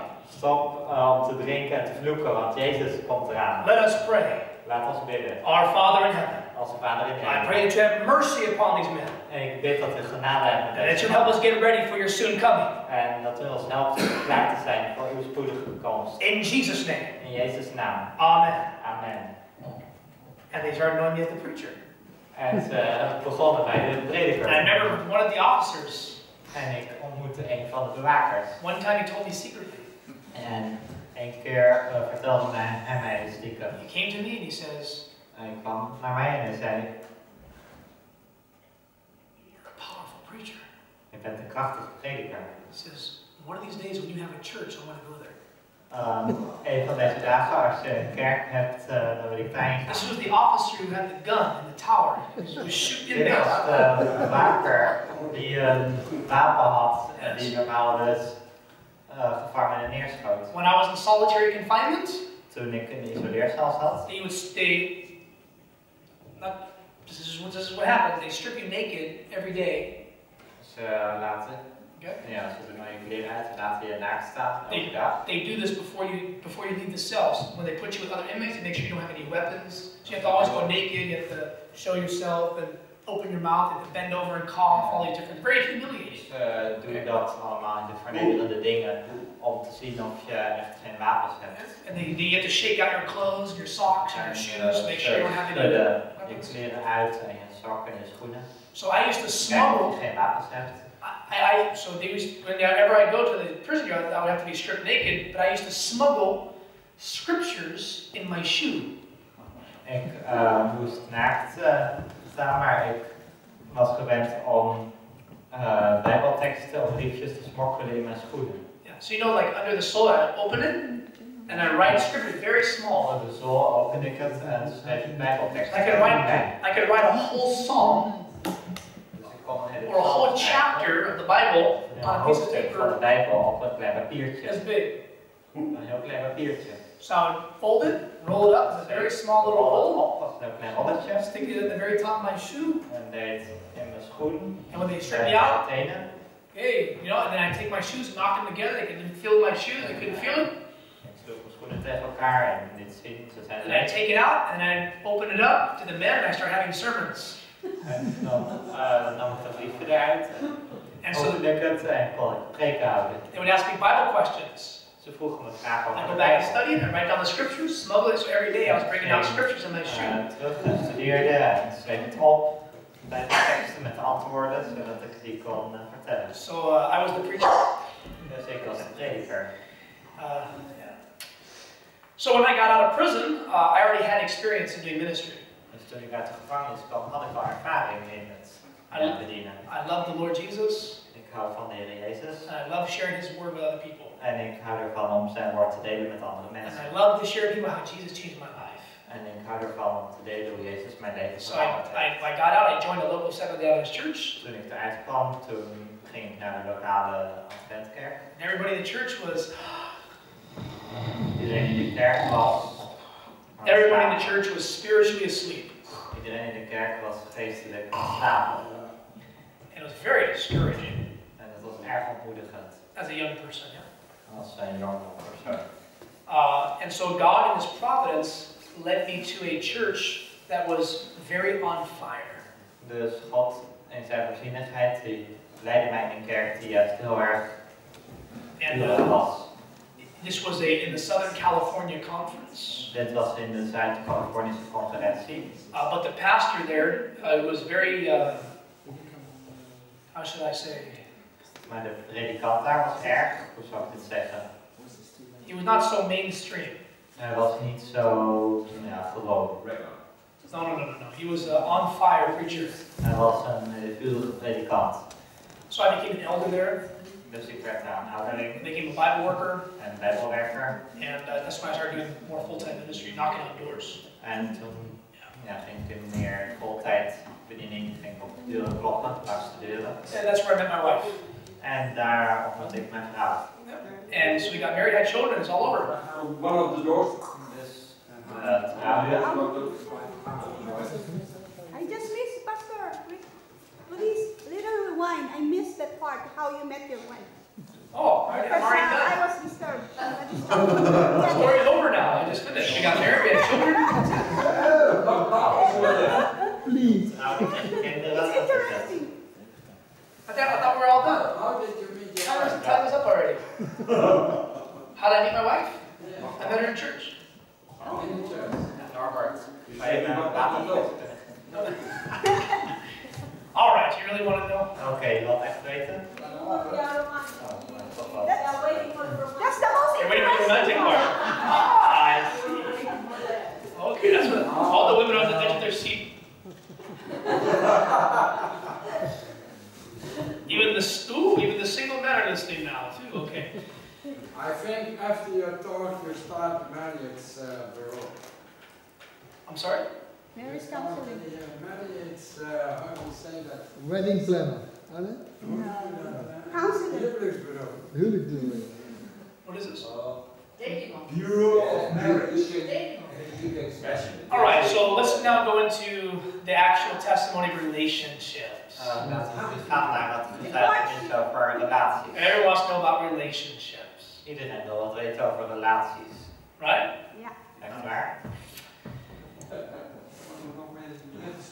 It starts with a mistake and then a blessing. Het begint met een fout en dan een zegening. And it's very important to know this. Het is erg belangrijk om dit te weten. Many young people make mistakes in their early life. Veel jonge mensen maken Unfortunately. fouten in hun leven helaas. It's not necessary for them to do this, Het is niet nodig voor hen om dat te doen. but many young people make mistakes. Maar veel jonge mensen maken fouten. I see many young people who get on fire for the Lord. They start doing God's work. They're baptized. Veel jonge mensen die vurig zijn voor de Heer en in Gods werk gaan en gedoopt worden. Then a few weeks or months later, they're in a relationship. I always know Satan just led in that. En dan een paar weken of maanden later komen ze in een relatie waarvan ik al kan zien dat Satan hen daarin geleid heeft. And you say, what do you mean by that?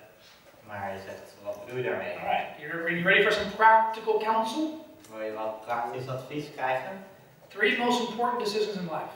De 3 meest belangrijke beslissingen in het leven. Good. I see some people writing it down. It's trying to write it down secretly.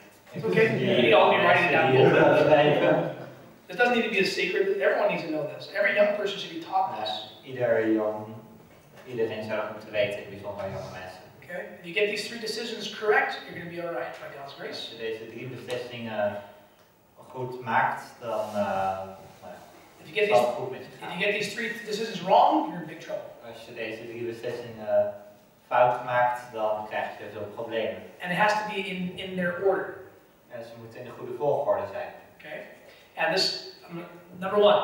Nummer 1. First most important decision in life. De eerste en meest belangrijke beslissing in je leven is to know God. Is om God te kennen. Your relationship with God. Je relatie met God. Yeah. This is eternal life, that they may know thee, the only true God, and Jesus Christ. Dit is het eeuwige leven dat zij u kennen en Jezus Christus. Number 2. Nummer 2. Second most important decision in life. De tweede meest belangrijke beslissing in je leven. Now that you know God, je God kent. You're developing a relationship with Him. Je ontwikkelt een relatie met hem. Know what you're supposed to be doing for God. What is your calling? Je weet wat je voor God moet doen. Wat is je roeping? What is your career or your calling? Wat is je carrière of je roeping? And then, and only then, en alleen dan, third most important decision in life, de derde meest belangrijke beslissing, is who you marry as a spouse. Is wie je trouwt als je man of vrouw. Because that decision will affect you for time and for eternity. Want die beslissing die heeft invloed op je voor deze tijd, maar ook voor de eeuwigheid. What is Satan doing? Wat doet Satan? He's turning him around, isn't it? Hij draait het om. The most important thing in the world. I just gotta get married, man. Het meest belangrijke in de wereld is niet God, maar ben jij, je man of vrouw. Is that what we hear now? Is dat wat we nu horen? I don't know God, I don't know what I'm supposed to be doing, I just need a relationship. Ik ken God niet en ik weet niet wat ik moet doen, maar laat ik maar eerst een relatie krijgen. Yes? Yeah. And Satan is influencing the minds of people through media, through television, through music. Satan beïnvloedt de geesten van mensen door de media, door televisie, door muziek. Yeah, he's saying the most important, Satan is giving a message to youth today. Satan geeft een boodschap aan de jeugd vandaag. The most important decision is to have a relationship. De meest belangrijke beslissing is om een relatie te hebben. So people sing about it, don't they? Dus, oh baby, baby, baby, baby, baby. Dus mensen zingen daarover. Yeah, I love you, baby, baby, baby, love, love, love. Ik hou van je. Right? This is this love-sick sentimentalism. Dit is liefdesziek sentimentalisme. It's hypnotic. Het is hypnotisch. All the movies. Alle films. No matter what it is, right? Maakt niet uit wat het is. It can be any kind of movie, documentary. Wat voor film dan ook, zelfs documentaire zijn. But in the world, it's usually always surrounding a theme of love. Maar in de wereld gaat het eigenlijk altijd om een thema liefde. You have to have the kissing scenes and everything else filthy in there. En er moet altijd een scène in zitten van kussen en andere dingen. This is what the young people are by beholding, you become changed. Door aanschouwen wordt je veranderd. Yes? Ja. Now, what did God do to Adam in the very beginning? Wat deed God bij Adam in het eerste begin? Did God follow this principle with Adam? Volgde God het principe met Adam? What I mean is the right way, the first 3 choices. De goede manier, de goede volgorde van deze. Know God first, know your calling, what you're supposed to be doing. Kennen, je roeping kennen en dan je man of vrouw. Did that happen with Adam? Gebeurde dat met Adam? Yes. Ja. Who did God make first? Wie maakte God eerst? Adam. Where was Eve? Waar was Eva? She didn't exist yet. Ze bestond nog niet. Why? Waarom? She was in Adam, yes. But she wasn't visible yet, right? Maar ze was nog niet zichtbaar. It was one-on-one time, Adam and God. Adam and his Het was creator. eerst alleen een relatie van 1 op 1. God en Adam. Did God instruct Adam as to what he was supposed to be doing also? Before there was ever a woman. Instrueerde God Adam wat hij zou moeten doen. Yes. Genesis chapter 2. Genesis 2. Put him in the garden. Hij zet hem in de tuin. Name the animals. Geef de dieren een naam. He instructed him as to obedience and disobedience with the trees. Hij gaf hem onderricht over gehoorzaamheid en ongehoorzaamheid met de bomen. He explained that he was going to be the representative of the human race. Hij legde uit dat hij de vertegenwoordiger zou zijn van he de knows mens. God. Hij kent God. He knows his calling. He knows what he's supposed to be doing. Hij kent zijn roeping. Hij weet wat hij zou moeten doen. Now it's time for number 3. En nu is het tijd voor nummer 3. For a spouse. voor zijn vrouw. And what does he do? En wat doet hij? He puts him to sleep. Hij laat hem slapen. There's a couple reasons for that. Er zijn een paar I redenen believe. voor, geloof ik. Number one is he didn't have a whole lot of choice in the matter. Okay? Nummer 1 is dat Adam kreeg er helemaal geen keuze in. In other words, he was allowing God had to choose for him. God moest voor hem kiezen. You know the best marriages De beste huwelijken are when your human nature is put to sleep. zijn wanneer jouw menselijke natuur tot rust komt. And you allow God to lead in these choices in En your life. je staat God toe om zijn keuzes te maken in jouw leven. Yeah?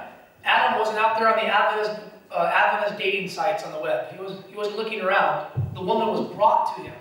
Adam was niet op adventistische datingsites aan het kijken, maar God die bracht een vrouw voor hem. But there was another reason for this. Maar er is een andere reden hiervoor. When Adam was asleep Toen Adam sliep and God made Eve, en God Eva maakte, who was the first person that Eve got to know? wie was de eerste persoon die, Who? God. die zij zou leren kennen? Is it Petra? Eve got to know God before she got to know Adam. Eva leerde eerst God kennen. Because God brought her to Adam. Want God bracht haar tot Adam. So she's with the Creator first, Yeah. Dus ze is eerst met de schepper. right? Ja. And the Bible says that, behold, I am the Lord, I change not. En de Bijbel zegt, zie, ik ben de Heer, ik verander niet. So I believe based on that principle, the Lord did the same thing with Eve. He talked to her, she got to know him, instructed her. Gebaseerd op dit principe, dat God hetzelfde deed met Eva. Hij praatte met haar. Because he promised Adam, I will make you a helper corresponding to you, someone that's compatible with you. Want hij beloofde Adam, ik zal je een hulp maken die net zo is zoals jij. And Eve understood the instructions too, so God had to instruct Eve too. En Eva begreep die instructies ook, dus God moest ook wel Eva geïnstrueerd hebben. She told Satan, right, that no, the Lord has said we shall not eat of it, or we're going to die. So Eve knew God's De Heer instructions. heeft gezegd dat we hier niet van mogen eten. Alright, so now, so these three principles are in place. Knowing God first, know Deze principes zijn in de goede volgorde. Eerst God kennen, your calling dan second, je roeping kennen know your spouse last. en dan als laatste ken je man of vrouw. Now, you know there's actually a lot of counsel in the spirit of prophecy about young people Er is heel veel raadgeving in de geestelijke profetie voor jonge mensen. not being allowed to be involved in relationships during college. Dat ze niet worden toegestaan om betrokken te zijn in relaties als ze nog op school zijn. How many of you do that? Hoeveel van u weten dat? Fundamentals of Christian Education, Mr. White has counsel on this. De fundamenten van christelijk onderwijs. Did you know that if young people got involved in relationships, Als jonge mensen in college, betrokken zijn in relaties, op school nog, that in hogere school. the old days they would be kicked out of school Vroeger zouden ze dan uit de school worden gezet. because they're no way ready for a relationship yet. Want ze zijn helemaal niet klaar voor een relatie. What step are they on?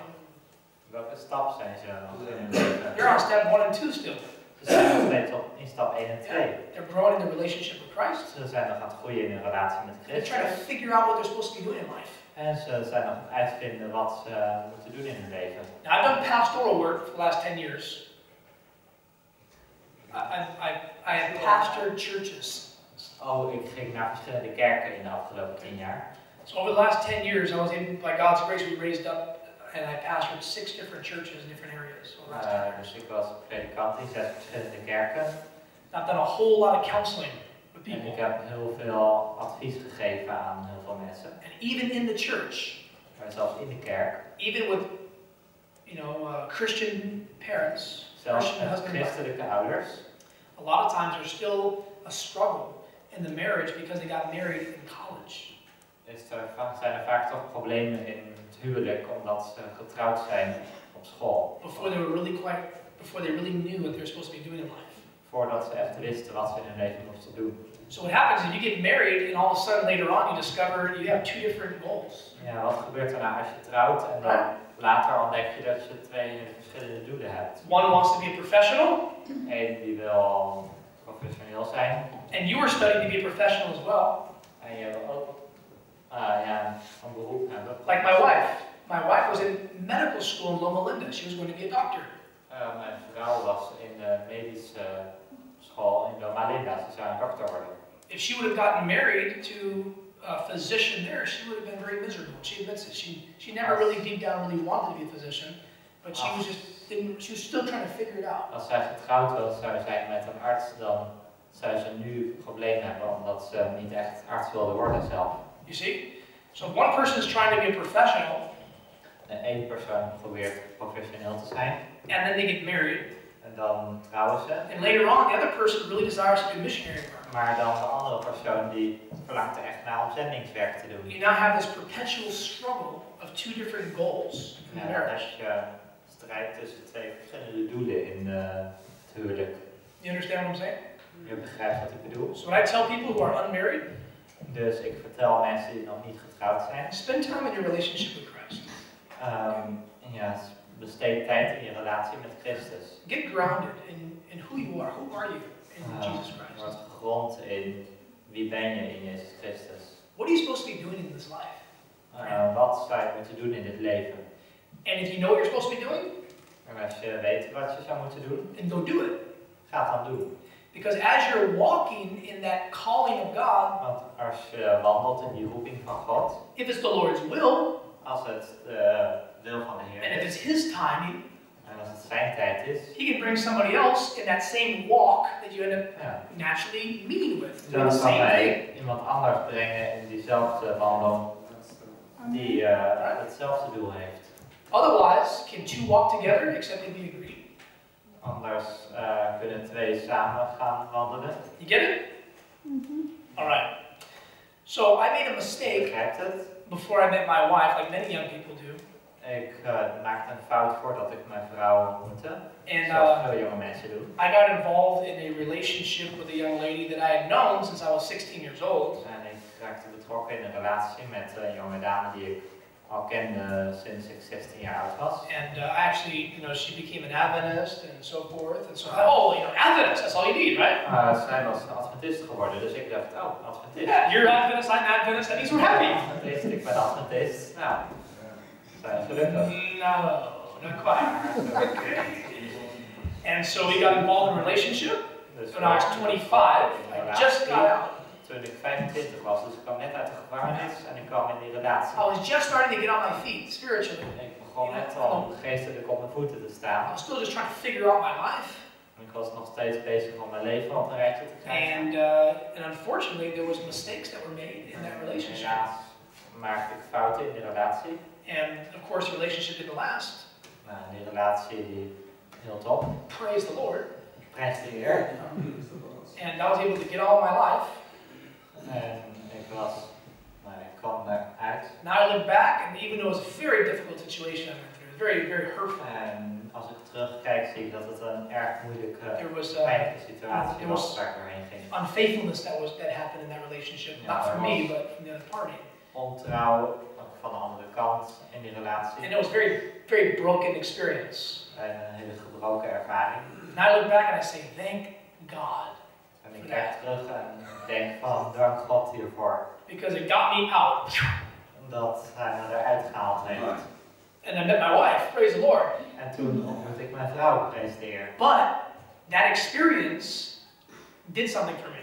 Maar die ervaring heeft iets voor mij gedaan. You know what it made me do? It made me take my eyes and go. Het maakte dat ik mijn ogen nam en And I stopped looking at girls. stopte om naar meisjes te I kijken. stopped thinking about relationships. Stopte om te denken over I relaties. stopped thinking about marriage. En ik stopte om na te denken over I was looking at God. En ik keek naar God. It was a blessing. En dat was een zegening. So for several years, I just stayed single to look at the Lord. Dus voor enkele jaren bleef ik alleen en keek ik naar de Heer. That's right. Girls come around. Meisjes komen rondom me. Yeah. Oh. En keek ik naar de Heer. No. I'll be a eunuch, Lord. I'm never going to do that stuff again. No. Nee, ik wil die dingen niet meer doen, ik kijk alleen naar u. It was a blessing to stay dedicated to the Lord like that. En dat was een zegening dat ik zo toegewijd was aan de Heer. And what's interesting is that my wife became an Adventist in college. En wat interessant is dat mijn vrouw Adventist werd in school. And it was after a similar mistake that she had made in a relationship when she was about 19 years old. Vergelijkbare fout die zij had gemaakt toen ze 19 was. All it takes is one mistake, friends. Ja, het kost maar 1 fout, vrienden. To have some regrets. And all it's one mistake, 19 years old. En 1 fout. And you can never take and you can never take these mistakes back. En je kunt deze fouten niet meer terugdraaien. And you can be forgiven. Maar je kunt vergeven worden. You can be cleansed. Je kunt gereinigd worden. But the scars still remain. Maar de littekens blijven. That's why it's so important for young people to stay pure. Nou is het zo belangrijk voor jonge mensen om rein te blijven. You know, a lot of young people who listen to my testimony. Veel jonge mensen luisteren naar mijn They getuigenis. say, "Ooh, show me your tattoos." En ze zeggen, oh, laat me je tattoos zien. Wow, you have a powerful testimony. Zo, je hebt een krachtige getuigenis. I say, no, I don't. En hij zegt, nee hoor, heb ik niet. I have a very, very sorry testimony. Ik heb een erg bedroefd, I have a very weak testimony. zwak getuigenis.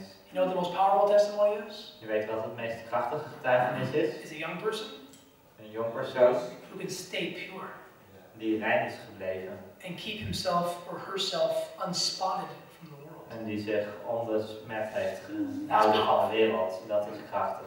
Because that person, that young person, will not have to struggle with so many temptations like I have to struggle with now. Die jonge persoon hoeft niet You see? te vechten tegen zoveel verleidingen zoals waar Because all you have to do is indulge in a sin once. Want That's it. alles wat je moet doen is 1 keer betrokken raken in een zonde. And now that's called a cultivated tendency to En evil. dan wordt het gecultiveerde, aangeleerde neiging. And you know what Satan now has? Satan now has a claw. He has a claw hold in you. En Satan heeft nu een klauw. And he can start to pull you on that point.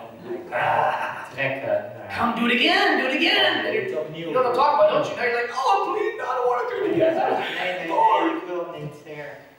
Anyone ever had that experience like I have? Heb je die ervaring gehad? Doesn't matter what the sin is. Sin is sin. Het maakt niet uit wat de zonde is, want zonde is zonde. And sin has bewitching power to it, doesn't it? En zonde heeft een betoverende kracht. It's almost like it draws you. Niet het Come. trekt je. Boom. Whatever it is, come eat this thing. You shouldn't Eet eat dit wat je niet moet eten. Watch this thing you should watch. Kijk naar dit waar je niet naar zou moeten kijken. Come touch this thing you should touch. Raak dit aan waar je niet aan zou moeten raken. And the more things we indulge in, En hoe meer we in dingen betrokken raken. oh, you fell again. Second claw hold.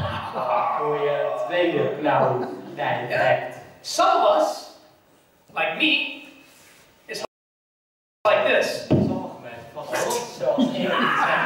And there's sometimes I'm just, help, Lord, help. En dan roep ik help weer, help. So the young person that remains pure, Dus de jonge persoon die rein blijft. it's much more difficult for Satan to grab a hold of. Okay? You understand? Ja, dat is veel moeilijker So Satan can do all. te krijgen. Now he doesn't have so many things to grab a hold of. Now he just has to kind of whisper and suggest things to make him try to do it. Kan hij alleen maar dat fluisteren en dingen suggereren van dat. So Satan will do this. Come on, come on. Satan aankomst. But that young person remains faithful is much more difficult Die for jonge him to persoon fall. van trouw blijft, is het veel moeilijker voor die persoon om te vallen. Does it make any sense? Begrijp je dat? Why are you all laughing? You're laughing at me because the way I do it and I say it? Okay. Because it's dangerous to translate this talk. It's dangerous. Yes, because someone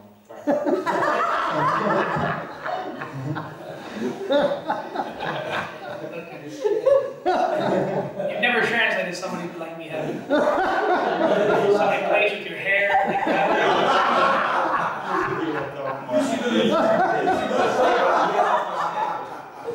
He's a good sport.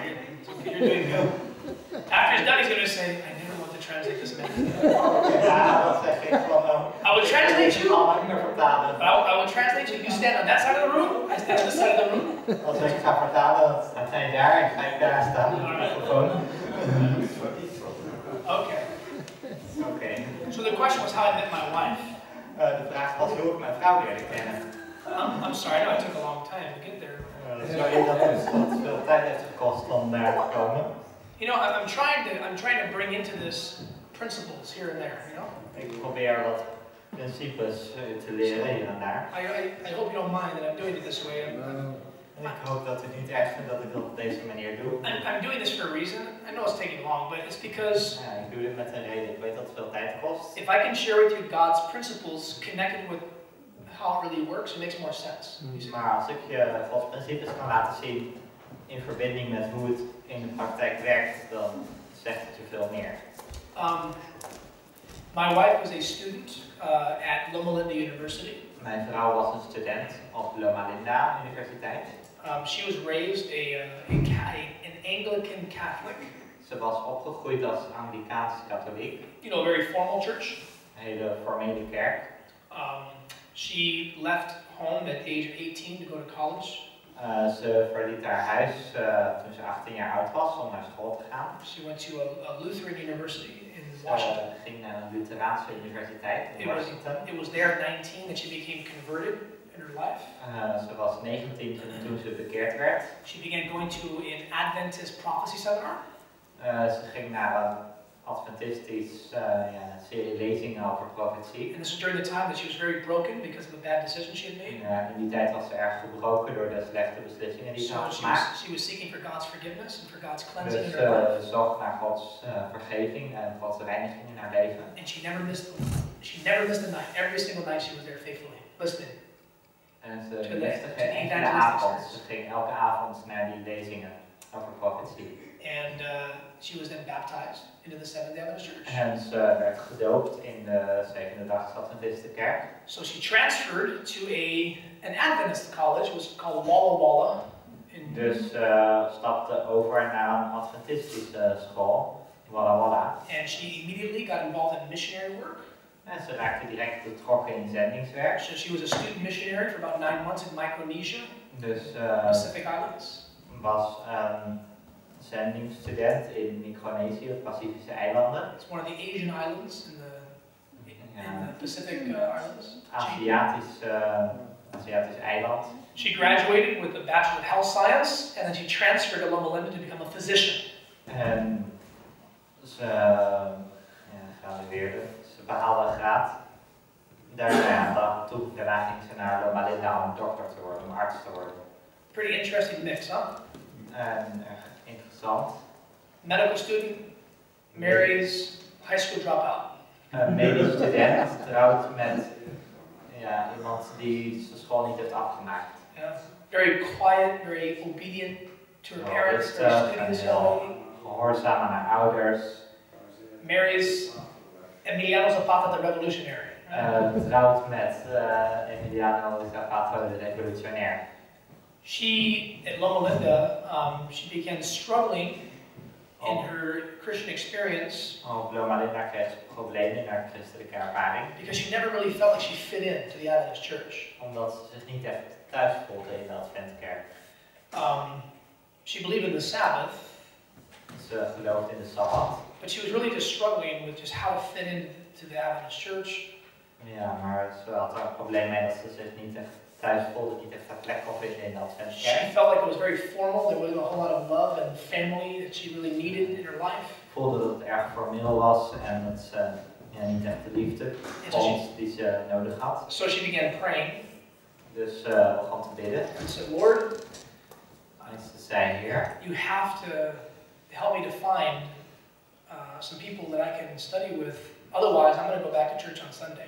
Je moet me helpen om mensen te vinden waarmee ik samen kan studeren, anders dan ga ik terug naar de zondagskerk. So she was just about to leave the Adventist church and go back to a Sunday church. Dus zou bijna de Adventkerk verlaten en teruggaan naar de zondagskerk. And it was that week. En het was die week. That she got a knock on the door. Dat er iemand op de deur klopte. She opened the door. En ze opende de deur. And there was 2 young ladies standing there. En daar stonden 2 jonge dames. With long skirts. Met lange rokken. And their limbs clothed. En lange mouwen. And they said, "Hi, would you like to come to a Bible study?" En ze zeiden, zou je naar een bijbelstudie willen komen? And they were the young ladies from our local church. Dat waren jonge dames van mijn lokale kerk. Because in our church, all the people in our church, the young people used to do Bible work, knock on doors. Want alle jonge mensen doen bijbelwerk, die kloppen aan de deuren. So she had just prayed, Lord, send me somebody. Dus ze had net gebeden, Heer, zend mij iemand. And that week she got a knock on the door.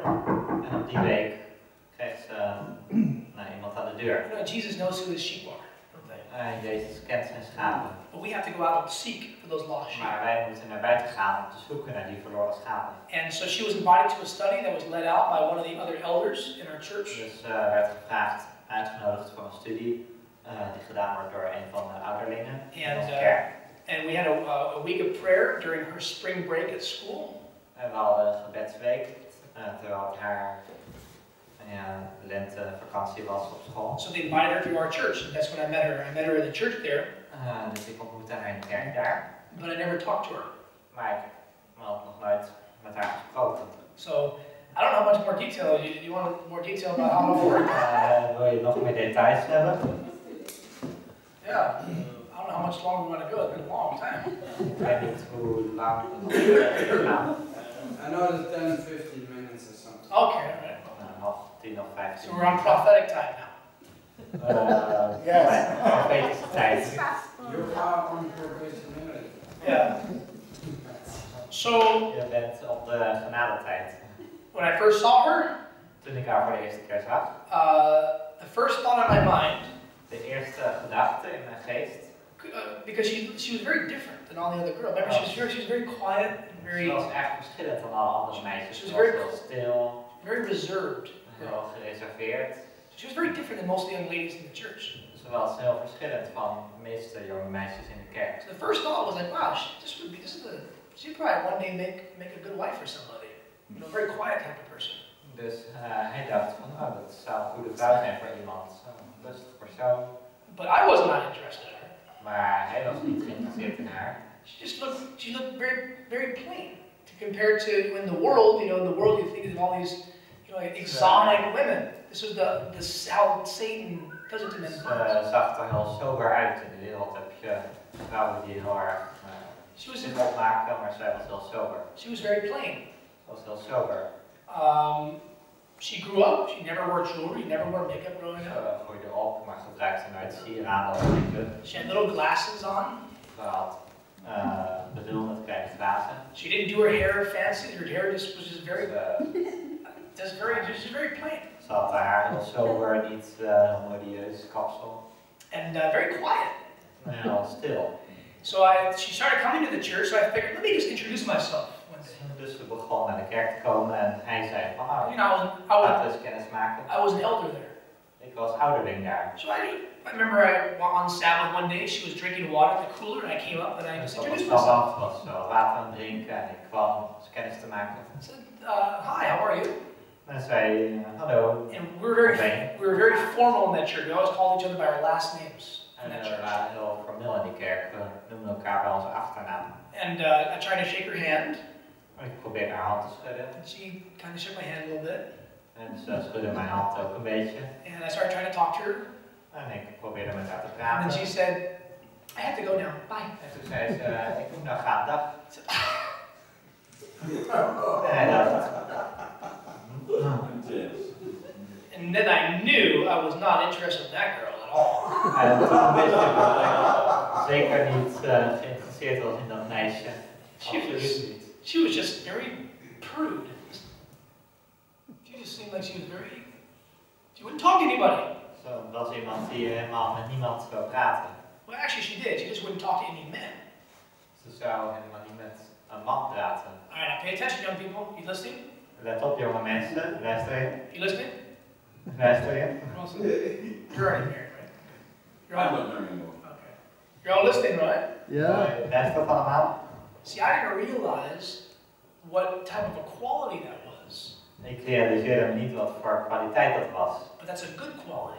Maar dat is een goede kwaliteit. Because you see, if a young lady Want als een jonge dame. will not, do you have a word for flirt in Dutch? Flirt. Hoe je dan If a young lady will not flirt with a young man that's not her husband before marriage, Als een jonge dame niet zou flirten met een jonge man die niet haar man is. And she's also, then you don't have to worry about her flirting with other men who are not her husband after marriage. Dan hoef je daar ook geen zorgen om te maken na het huwelijk. Same thing with young men. Hetzelfde met jonge mannen. If a young man will not be flirting with young ladies before marriage, Als een jonge man niet flirt met jonge dames voor het huwelijk, then they also won't be flirting with young ladies who aren't their wives after marriage. dan zullen ze dat ook niet doen na het huwelijk met dames die niet een vrouw zijn. The spirit of prophecy says that marriage does not change the disposition. De geest That van type of profetie disposition. schrijft dat het huwelijk die instelling niet verandert. An unfaithful disposition will be revealed after the marriage if you've been indulging in it before marriage. Ontrouwe instelling zal in het openbaar komen na het huwelijk.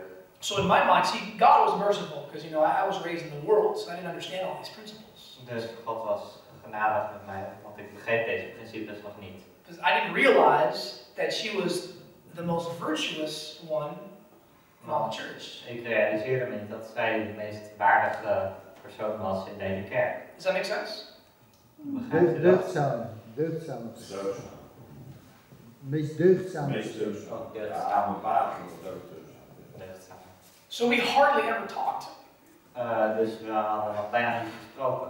But we knew each other for, we were 3 years before we got married.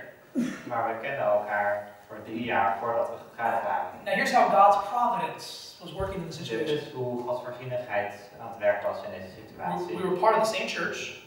We hoorden bij dezelfde kerk. So we saw each other all the time, every single week. Dus Oftentimes twice a week. we Prayer meeting and zagen stuff. elkaar elke week of soms 2 keer per week. She was always in the front row, always taking notes. Ze was altijd in de voorste rij aantekeningen aan het maken. Very focused. Heel erg gericht. I was an elder, Ik was ouderling, so I was on the church board. dus ik zat in het bestuur. She became elected as the health and temperance director. Zij werd gekozen als de gezondheids- en matigheidsvoorzitter. So she was on the church board. Dus zij zat ook in het bestuur. I was a Bible worker. Ik was bijbelwerker. She was a Bible worker. En zij ook bijbelwerker. So we knew each other quite a bit from being in the church, Dus we kenden elkaar goed van in being de on the kerk church zijn, board, in het bestuur zitten, doing Bible work together. om samen bijbelwerk te doen. Sometimes we'd be on the same teams. Soms zaten we in hetzelfde team. But every time we'd be talking, when we did talk, it'd be about God's Word or about the Bible. It really wasn't Altijd any wanneer kind we of... elkaar spraken, was het over de Bijbel, over God. Yeah, does that make sense? So my mind, Dus mijn geest I wasn't even interested in. was ik helemaal niet geïnteresseerd in haar. And her mind, En in haar geest, she wasn't even really looking. Well, the secret is that she kind of liked me, but she was focused on her walk with the Lord. dat ze me wel leuk vond, maar ze was gericht op haar wandel met de Heer. So relationship was not even anywhere in the mind. Dus de relatie was helemaal niet in onze geest. You understand? And anytime we associated, it was with the whole church. It was always in public. It was Altijd always with als we people. bij elkaar waren, was dat het hele kerk met heel veel andere mensen erbij. So over 2.5 years, Dus na 2,5 jaar, without me realizing it, zonder dat ik het me realiseerde, I was watching her growth spiritually without even really paying attention. keek ik naar haar geestelijke groei.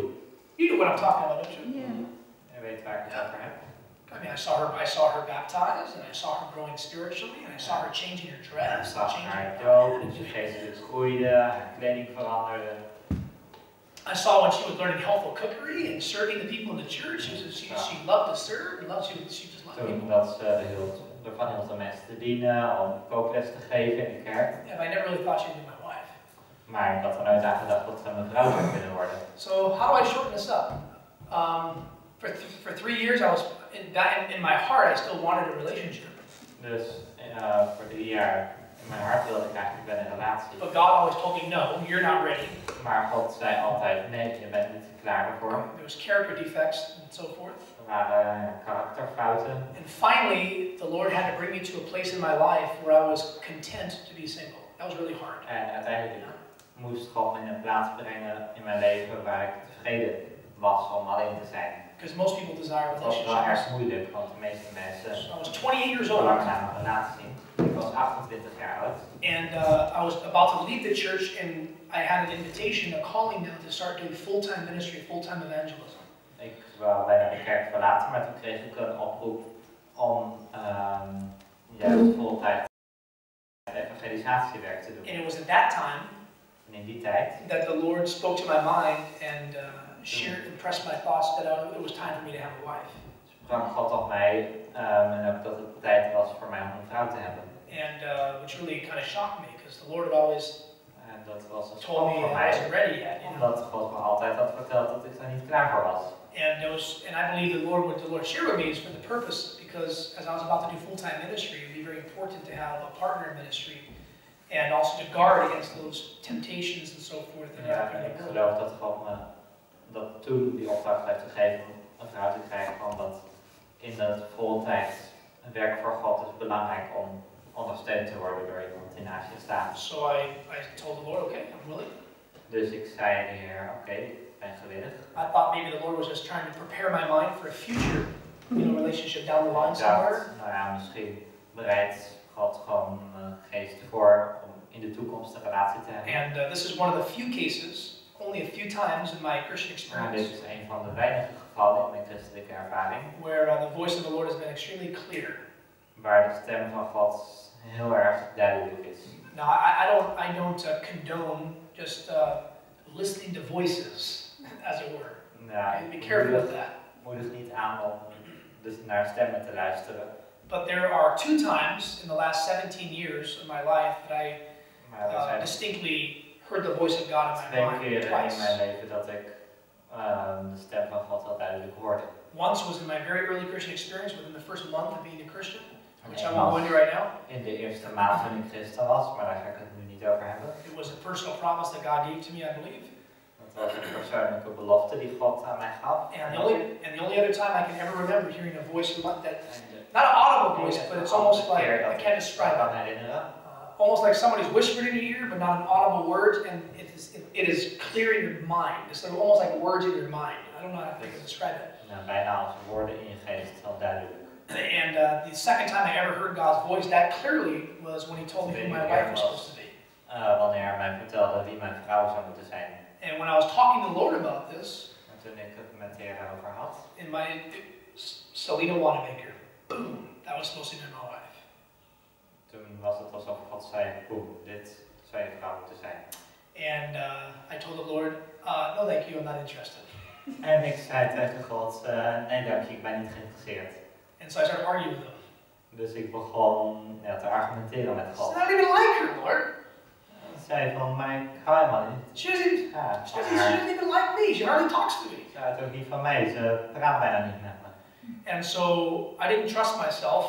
Dus ik vertrouwde mezelf niet. And I went and began asking counsel from 3 different older people in the church who knew me very well and knew her very well. En ik vroeg advies aan de mensen in de kerk die zowel mij als haar heel goed kennen. And I asked counsel from them. I told them what I believed the Lord was sharing with me, and I asked them for counsel and for their advice. Advies van hen. Ik vertelde wat God mij had laten zien en vroeg hen om advies. After doing pastoral work and counseling for a number of years, nadat ik voor een aantal jaren pastoraal werk en counseling had gedaan. I've done a lot of marriage counseling. Ik heb heel veel huwelijksadvies gegeven. One of the very first ways that I know that God is not leading in a relationship Ja, een manier waarop God absoluut niet leidt in een relatie is when the couple, they're not interested in counsel. is wanneer het koppel niet geïnteresseerd is in counseling, in advies. You try to give them advice. Je probeert een advies te geven. You maybe have some concerns. You're trying to share some concerns. Misschien wat zorgen die je wilt delen. They're deaf. Maar ze zijn doof. They won't listen to you. Ze willen niet naar je luisteren. They keep on going on because that's the object of their desire. En ze gaan gewoon door, want dat is het doel van hun verlangen. And right away I know there's going to be some problems in that marriage later on. En dan weet ik al dat er later problemen zullen zijn in dat huwelijk. So I did not want to do that. En dat wilde ik niet doen. So I began asking counsel from people. Dus ik vroeg advies van mensen. This kind of counsel. Dit soort advies. I would ask them. I asked 2 older men and 1 older woman, all godly, had good relationships, good marriages. 2 oudere mannen en 1 oudere vrouw, die allemaal onvruchtig waren en goede ervaringen hadden. I did not even ask my pastor for counsel.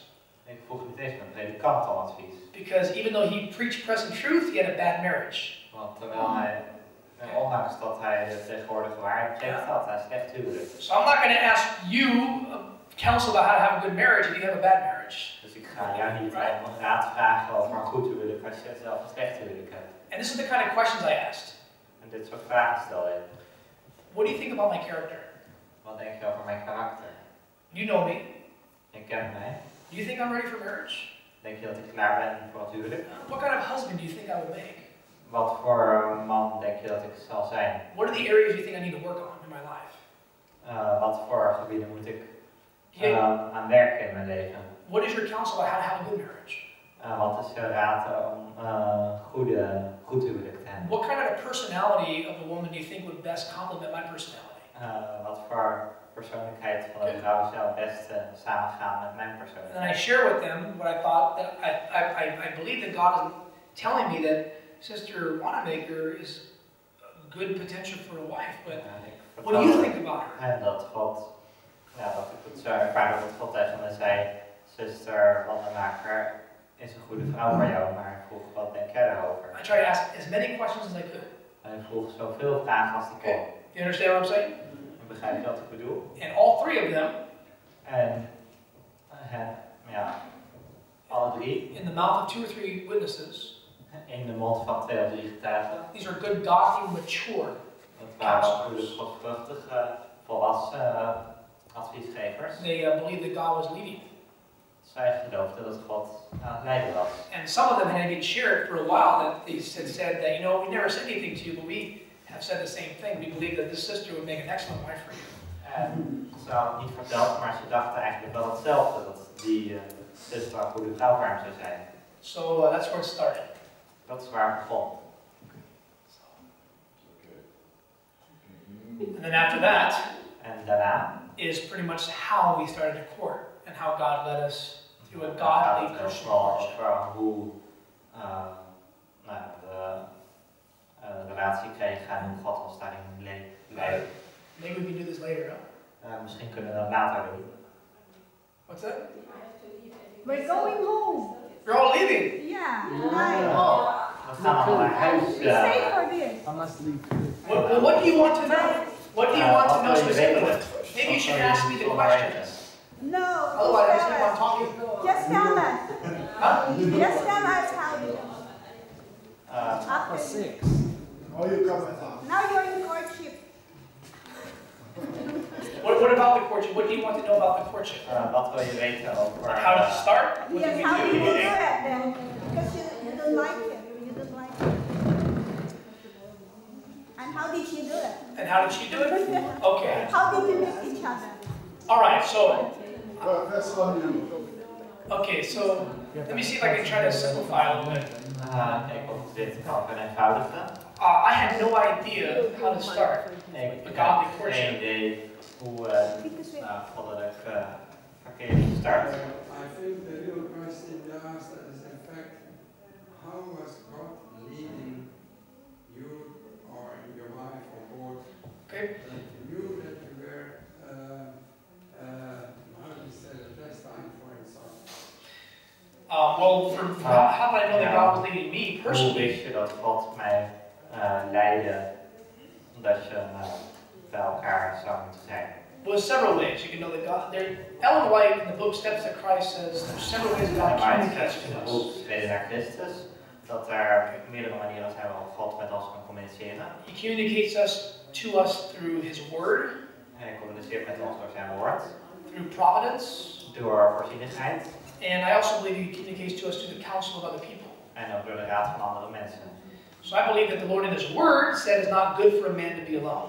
En God zegt in zijn woord, het is niet goed voor de mens dat hij alleen is. 1 Corinthians chapter 7 says better for a man to marry than to burn.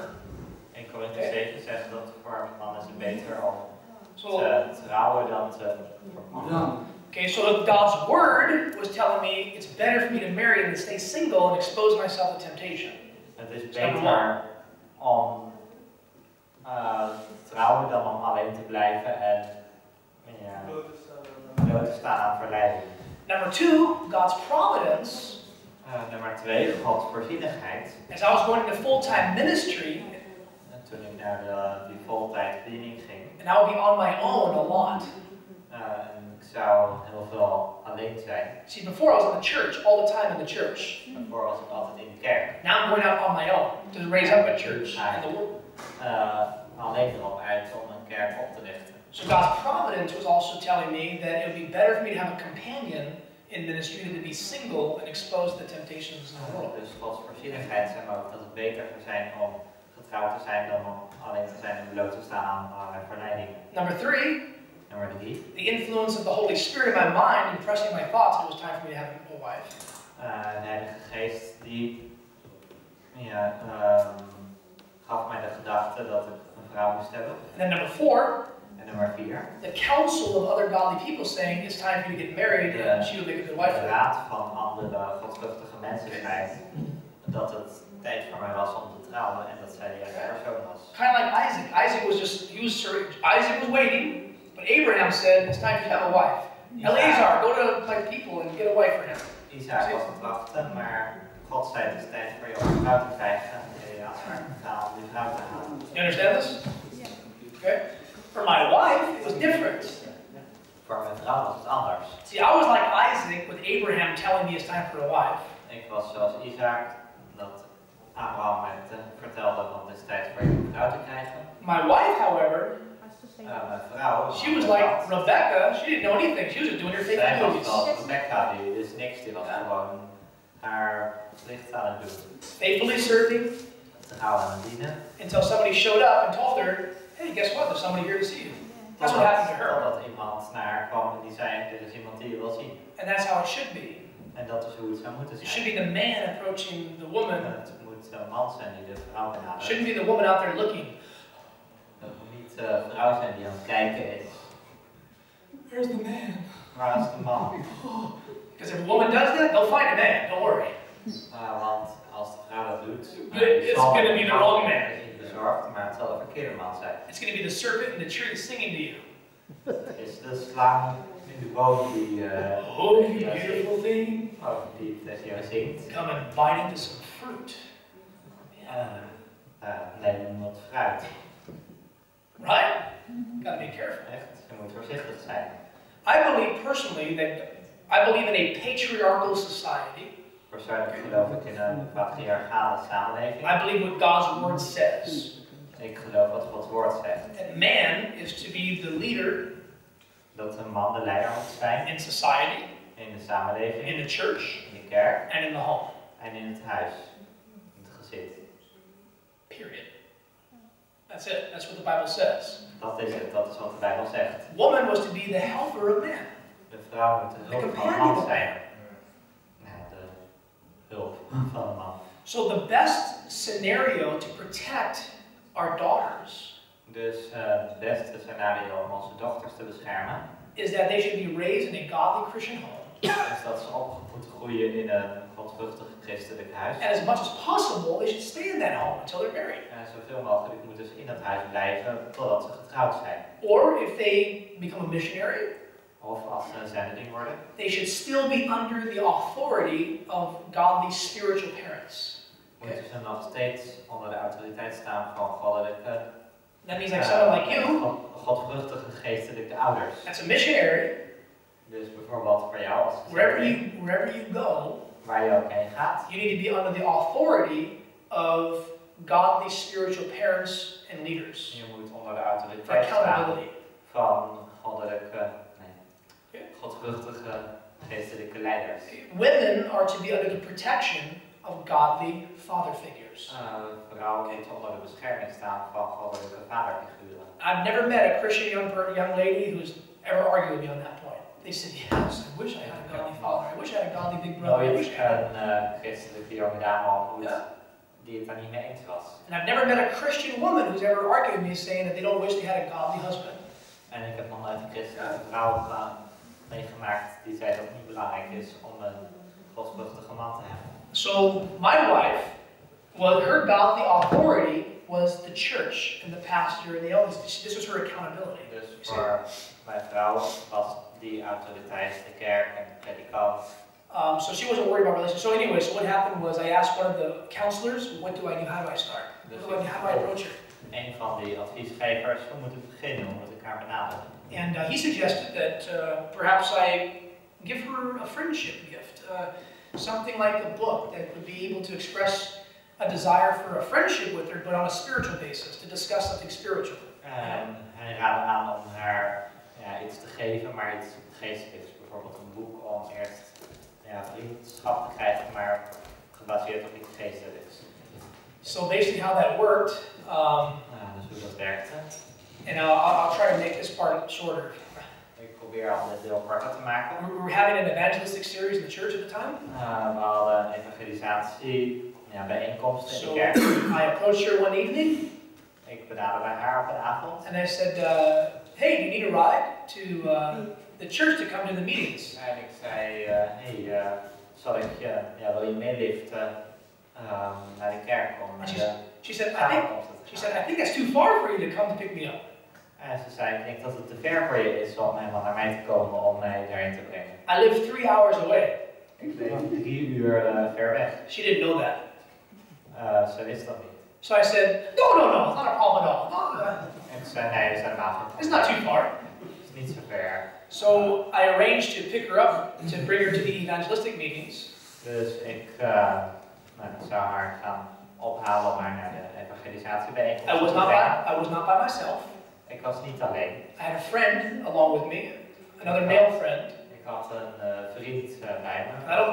I don't believe that young men and young women should be spending time together by themselves. Want ik geloof niet dat jonge mannen en vrouwen zomaar op zichzelf tijd met elkaar moeten besteden. So my friend and I, we went and she had prepared some lunch. Dus mijn vriend en ik gingen daarheen en ze had lunch voorbereid. We all ate lunch together. We aten samen lunch. Now remember, we're all Bible workers. We're all in ministry. We're all missionaries. All of us. Allemaal bijbelwerkers, allemaal zendelingen. And so we all drove together to the meetings. So that was it. We reden samen naar die samenkomsten, dat was het. And but I went and bought her a book. I gave her a book.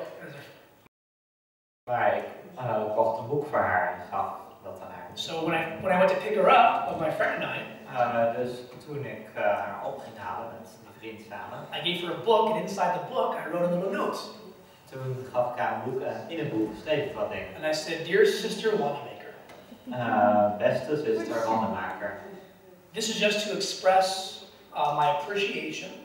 Dit is gewoon om mijn waardering uit te drukken. In seeing your spiritual growth over the last 2 years. In je geestelijke groei de laatste 2 jaar. And to express my friendship. En om mijn vriendschap uit te drukken. Warmly. Warm. Elder Richards. Ouderling Richards. And that was it. En dat was het. I gave it to her. Ik gaf het aan haar. And she blushed. En ze bloosde. And she said, "Well, thank you." En ze zei, oh dank je. Didn't really say anything else. She was very quiet. Ze zei verder niks. Het was heel stil. And we went to the meetings. En we gingen naar die And samenkomsten. somebody else, a group of young ladies, took her home. En andere mensen, een groep jonge dames, brachten haar thuis. And that was it. En dat was het. So we thought. Dus ik dacht. She began praying. Zij begon te bidden. Saying, "Lord, what does this mean?" Zei, Heer, wat betekent dit? What does it mean when a young man gives you a gift as a friend? Wat betekent het als een jonge man je een gift geeft als een vriend? And that's when she started to pray and she put a fleece, you know what a fleece is? En ze begon te bidden en... A fleece. Like Gideon, a fleece out, asking the Lord for a sign. Ze vroeg om een teken. A sign. Ze vroeg om een teken. So she asked the Lord for a sign. I did not know this because she was praying between her and God. Ze vroeg God om een teken en dat wist ik natuurlijk niet. So she asked the Lord for a sign. Ze vroeg God voor een teken. I'll tell you about the sign afterward. Yeah. En ik vertel later over dit teken. I'm having your experience from earlier. Wat zeg je nou? Ja, ik heb ook verteld hoe ik en ik aan elkaar kwamen. Wat? Haal even wat. Nee, she will come. No, Matthew will miss it. Even maar op. Ja, zeker. Kennis van jou. Robert, luister je aan ben de hele tijd bezig. Ja, ik hoor je niet. Ik ben heel rustig. Ja. Je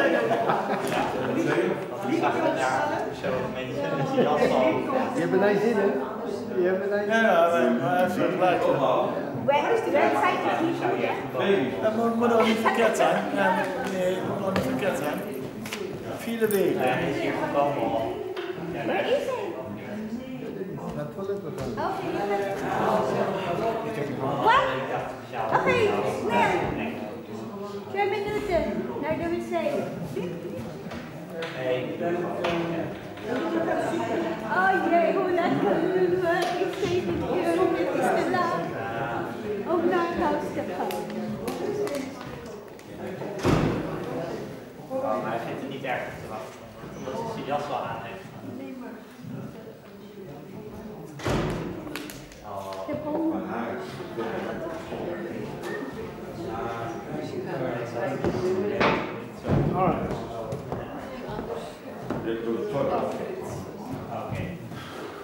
Pastor, you have to wait because some went out. Sometimes it's very difficult to tell a story in translation. It takes very long. Yeah. Het is erg moeilijk om. Everybody can speak English. Yeah, but then if you don't translate, then maybe not everyone understands English. Everybody speaks English. Oh no, he's doing fine to translate. I'm simply saying it takes long. Because I have to speak. Another sentence. And so it goes. And so it goes. Very slow. Who can understand English? Yeah. So Walter's doing a good job. It just takes long to. Emiliano, I have a proposal. Everybody. It's okay. Ready? All right. Yes. Ja, ik heb een voorstel. We actually are almost done, believe it or not. Yeah. It was your mom that said start from the beginning, so I started in 1976. Jutta die zei in mijn But I think no translation. 1967. No translation. But probably you can. Misschien kan die wel niet. Better that we are done by 7. Alright? 10 by 7, it's almost 7 No, o'clock. by 7. By 7. Not 7. Oh, done by 7. Okay, by God's grace, all right. All right, so are we done? Are we ready? Yes. One question. Sure. Mother or Adventist? My mother committed suicide after I became 1 week after I became a Christian. Mijn moeder pleegde zelfmoord een week nadat ik christen werd. My mother was a witch. Zoals een heks die weet She died already. Okay. Zijn moeder was een heks en ze pleegde zelfmoord toen hij christen werd. Okay. The good news, though, I got to find my father before he died. Het goede My nieuws is wife- dat ik mijn vader gevonden voordat hij stierf. Before we got married, during our courtship, she found him using the internet. Okay. After 25 years, I'd never seen him, and she helped me locate him. Mijn vrouw die vond zijn vrouw die vond zijn vader via internet. And then after we got married, 1 week, we got a honeymoon, and then 1 week after we got married, we actually flew to where my father was. He was on his deathbed, and I got to see him and say, Ja, een week nadat we trouwden gingen we op huwelijksreis en we gingen naar de plek toe waar mijn vader was op zijn sterfbed. I was able to get to know him En ik kon hem leren kennen before he died. voordat hij stierf. So that was a blessing. Praise the Lord. Dat was een zegening. Hij Zeer. Does everyone here speak English or understand English? I think so. Begrijpt iedereen hier Engels? Who doesn't understand English? Who does not understand English? Is er iemand Everybody die geen does. Engels verstaat? It'll be a lot faster like English. Yes. Everybody No does. translation. No more. Thank you. Do you speak English as well? English? Versta jij Engels? Ja, De helft. Huh? Die understands only half. No. 75%. No, I'm not. Sorry. No, I stopped. No, she's resting her fingers. Yeah. Okay, so can I just speak English then, or no? 70% I understand. Do you need him to translate? Is het No, I goed? translated my husband. Is het voor iedereen? Is het Romanian, right? Yes. Okay. Iedereen is het goed zonder vertaling? Of Zonder. So we're good? Yeah. Okay. All right, we're retiring you, brother. Thank you. Oké. We ontslaan je. You did a good job, thank you. Maar je deed een goed werk. All right. So, is this better?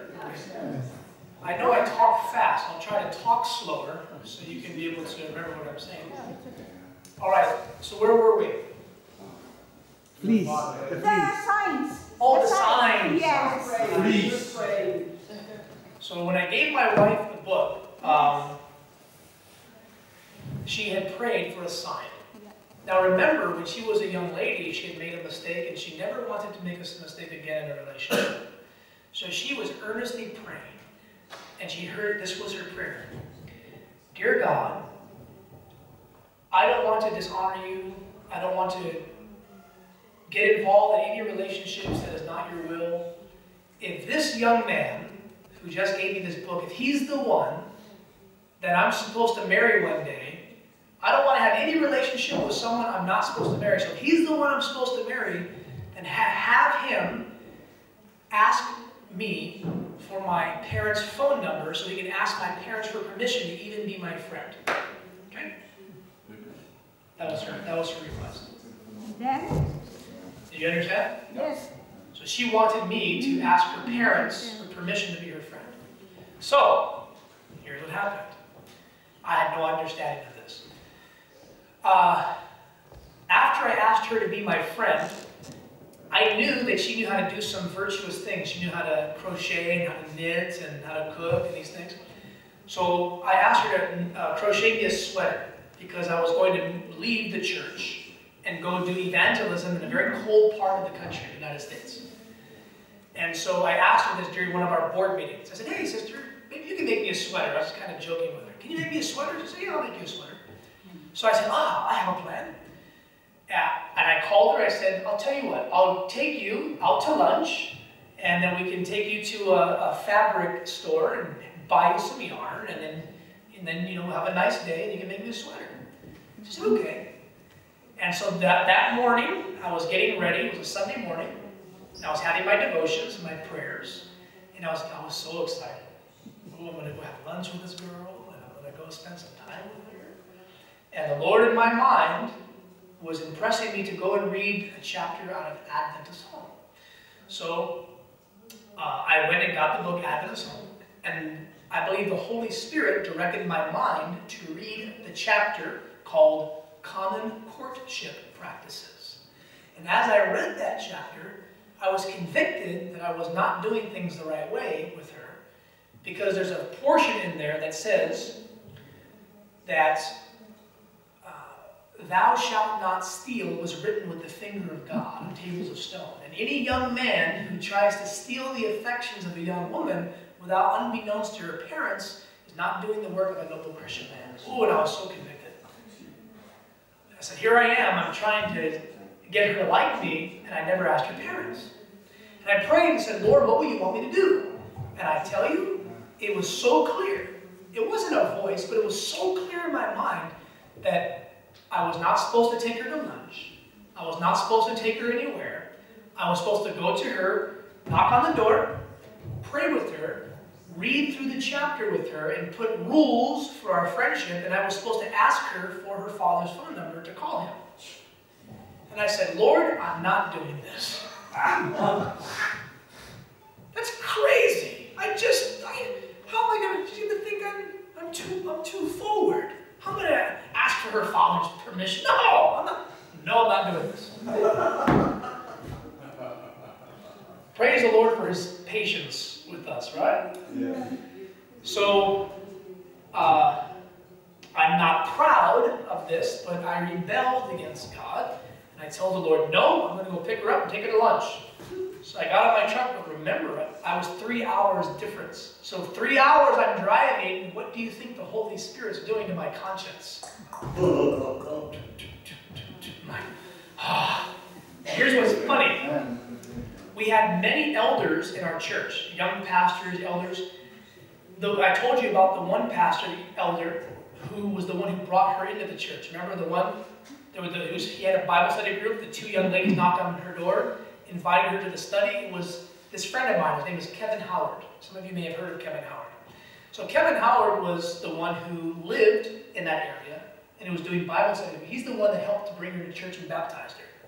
So as I'm driving, this was Los Angeles. And she was there 3 hours away. 3 hours away. And she's attending the church. And Yes. 3 hours all the time. Yes. Yeah. It was a powerful church. That's fairly normal in America. Yeah. Because American people drive all over the place. Everyone has a car. So Southern California, there are millions and millions and millions of people that live in Southern California. So I'm driving on the freeway with millions of people around, thousands of cars. I'm being convicted in my mind that I'm not doing what I'm supposed to do. And as I'm driving, guess who drives on the same freeway right next to me? It's that pastor. And I'm driving, he drives next to me, and I look over, and he looks over and he goes, "Hey, hey!" And he mouthed, he went, "Where are you going?" And I was convicted that maybe I was not going where I was supposed to go. He said, "Where are you going?" I went,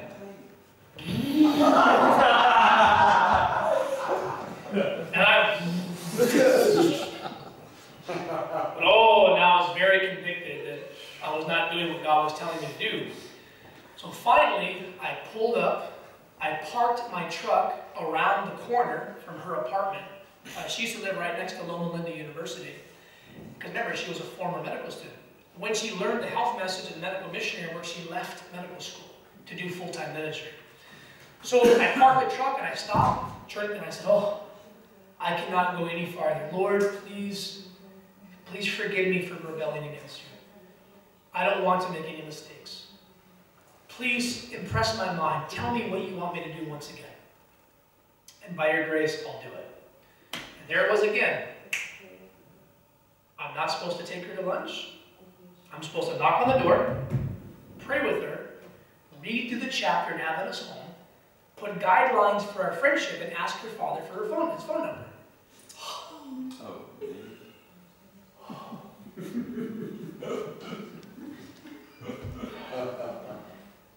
Yes, Lord. Okay, I'll do it. By your grace. So I started the car. I drove right around the corner. House right around the corner. So I just pulled around the corner, it's parked. I had the book with me, but I left the book in the car, so I wouldn't bring it in. So here I came.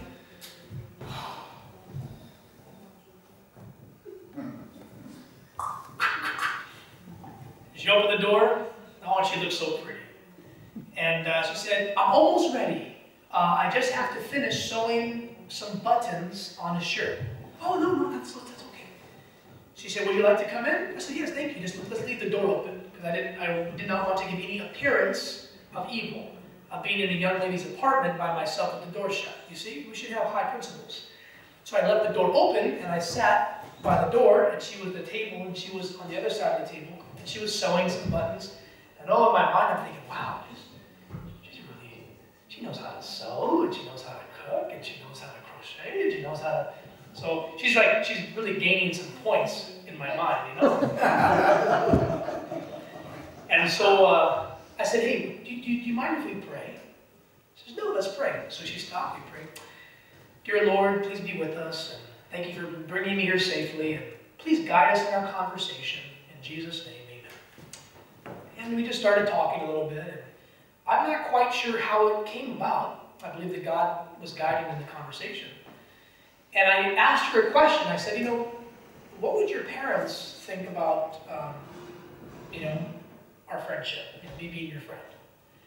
And she kind of stopped, she looked up, and she started explaining, some relationships with her parents and different background. And I became more and more convinced that I was supposed to ask for her father's phone number. So I said, "I hope you don't mind me asking you this, but I would really like to ask for your parents' phone number to ask them permission for me to be your friend."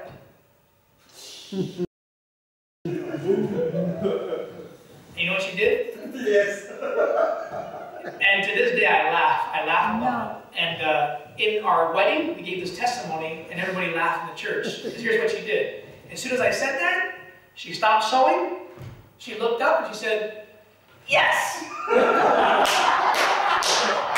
She went, praise God! Oh, God is so good.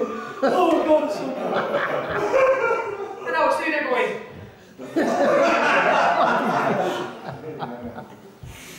What's happening? and I was, What's happening? what? Yeah, okay. And she said, I prayed to the Lord that if you were the one, that you would ask my parents for their phone number to ask permission. And I said, oh, praise God. And then I had confidence that it was the Lord that was telling me to do that the whole time. Remember I was rebelling? I did not know that it was the Lord trying to answer her prayer. Yeah. And so then I had confidence that God was guiding. So I said, okay, now let me tell you what the Lord told me to do this morning. She said, what's that? Well, the Lord told me not to take you out anywhere, but I was supposed to come and pray with you. We're supposed to read through a chapter in Advent's home together to be able to put guidelines and rules for our friendship. And then I'm supposed to ask your parents for permission. So you see, this whole time I was so embarrassed. But you know what she did? She said, okay, get the book, let's read it. So I went out to the truck and I got the book. And we went to the living room and we knelt together and we prayed that the Lord bless His word. And we read through the whole chapter and she was taking notes. And I'll tell you why she was taking notes. So she's taking notes, and then after we're done with it, I said, okay, well, I guess that's it. Could I please have your father's phone number? I need to go call him. She says, okay. She went up, she got the phone number, and came back, gave it to me, and I said, okay, bye. I'm not going to talk to you anymore until your parents give me permission. And so I left. And I got in my truck, and I drove to the nearest phone. And I called up, and ring, ring. Hello. Yes, Mr. Wanamaker. My name is Emiliano Richards. I'm an elder in the local church. Your daughter comes to the church, and she's one of our members. She's a really nice young lady. I've been able to see her growing spiritually, and I just wanted to ask if it's okay, sir, if I can have your permission just to be her friend. And he said, well, I'm at work right now. Maybe you can call back another time and I can talk to her mother about this. I said, sure, not a problem. He said, okay, why don't you call back tomorrow? I said, okay, click. And so the next day I waited, and I finally called up again, the house, and then I talked to her mother. And her mother was born blind. And she's a very sweet person, and I got to talk to her for the first time, and she was so happy that a young man was calling who had the nobility to be able to call the parents in these days, in 2004, you know, and to actually call up the parents and ask for permission to talk to their daughter. And she was so happy, and she said, you know, I've been praying for many years that Selena would have a good husband. And you have our permission to be your friend, and let me pray for you. And she prayed that God would guide and these things. And so after that, I said, thank you so much. I hung up and I called her right away. I have the permission to be your friend. No, she hadn't met me yet. Not yet. But this is just for friendship. You see? I was not asking them to marry her. I was just asking to be there for a friend. So that's how it started. So now this is in August. This was in August of 2004. And in September, the next month, I was going to be leaving. I was going to leave to go 3,000 miles away. This is like 4,500 kilometers. No, more than that, right? It's only 5,000. Yeah, 4,500, almost 5,000 kilometers, 4,800 kilometers. I was going to move far away to go start doing evangelism, to start doing my ministry work for the first time by myself. So we only had 1 month to talk. So the next Sabbath, she showed up, and she had a little manila envelope. And I said, what's in this envelope? Manila? You know, like a brown paper. Brown paper's package. Yeah. And I said, what's in this? She said, oh, I'll show you later after church. So after church, she said, I have something for you. She gave it to me. And I opened it up and looked, and it was a contract for our friendship.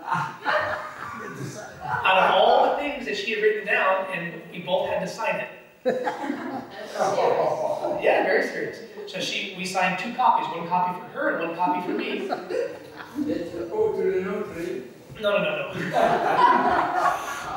But it was more of a token, a sign of our dedication to do things right. It had things on there, for example, that we would always be willing to follow the counsel of our godly spiritual parents or elders. We would always put each other's physical, mental, and spiritual welfare above our own. We would not ever talk past 9 o'clock at night. These things, we would never spend time with each other by ourselves unless there was a chaperone. So it was just these types of things. We would always do things with our parents' permission to please God. All these different things. So we had these things, and I believe that this is why the Lord was able to honor our marriage, because we did things on this way. So that's how it started. A few weeks later, maybe 2-3 weeks later, I was going to leave. And we would only be contacted by phone.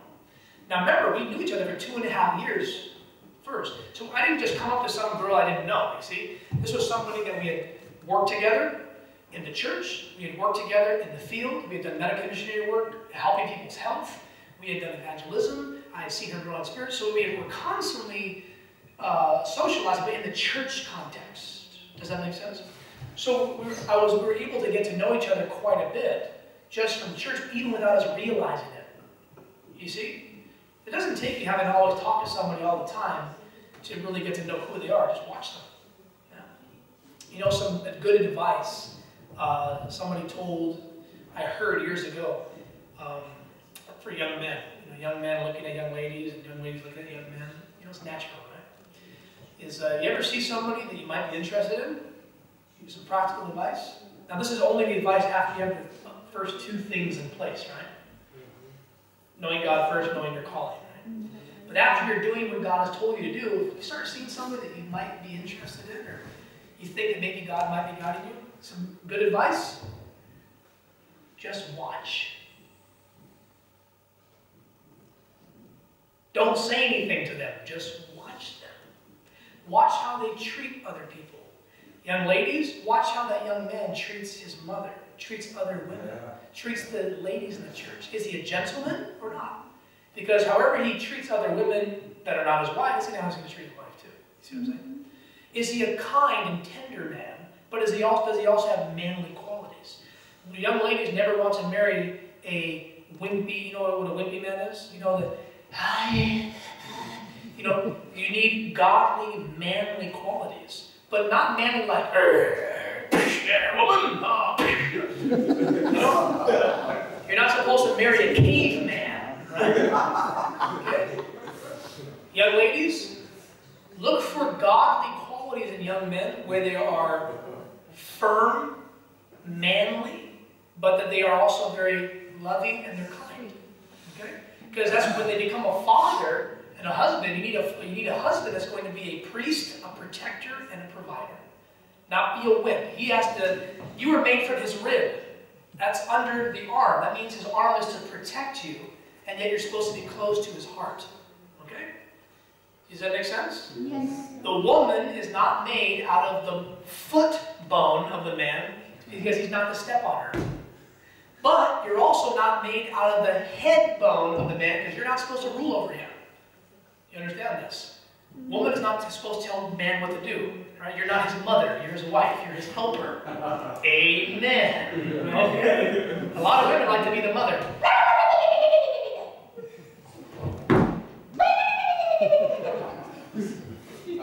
And all of a sudden, you know what that man does? That man goes, he gets very quiet, and he leaves the house. And he doesn't come back for a long time. And then all of a sudden, he works at a job, and he does overtime a lot. And he starts working extra hours. And then he's with his friends. I get this all the time. They tell me, Pastor, my husband, how come he won't come home? Well, how are you treating him? The Bible says in the book of Proverbs that it's better for a man to be in the wilderness than in a home with an angry and contentious woman. That's right. That's where men will go. I'll go with the snakes. Right? Here's some advice. Ladies, if you want a man to stay in that home, try being sweet and loving, and he'll want to come home. Try it. Try greeting him at the door. Next time he comes home, I'm home. Hi, handsome. Let me give you a big kiss. Oh. He'll call his friends. I can't come over tonight. I have to stay home. Yes, it works. These are practical little things for a nice marriage. You know, marriage has to be based on 4 things. Okay? Number 1, the foundation. It must be based on spiritual. You have to be spiritually like-minded. The Jesus in me loves the Jesus in you. And the Jesus in you loves the Jesus in me. You see? And we have a commonality because we do God's work together. We love Jesus. We love saving souls. Spiritual foundation. Right? Then the next one is intellectual. You get to know who they are. Okay? You can't really love somebody if you don't know who they are. Men, you can't really love your wife as Christ loved the church if you don't talk to your wife. Spend time with your wife and get to know your wife and listen to your wife. You understand this? Communication. Women love this. This is what you need. Then when you get to know somebody, you start to get to appreciate them. You get to appreciate their strengths as well as their weaknesses. You start to sympathize with their weaknesses, and their strengths can help you, and you can also help their weaknesses and point them to Jesus and strengthen them too. And so when you get to know somebody spiritually and intellectually, then emotions come in, and you get to love each other. Okay? And then number 4, as you love each other, there's also the physical enjoyment of marriage. And the physical enjoyment of marriage, which is the marriage privilege, Adam knowing his wife Eve, and they had a child together, which is intimacy, that is the last thing. That's the cream on the cake.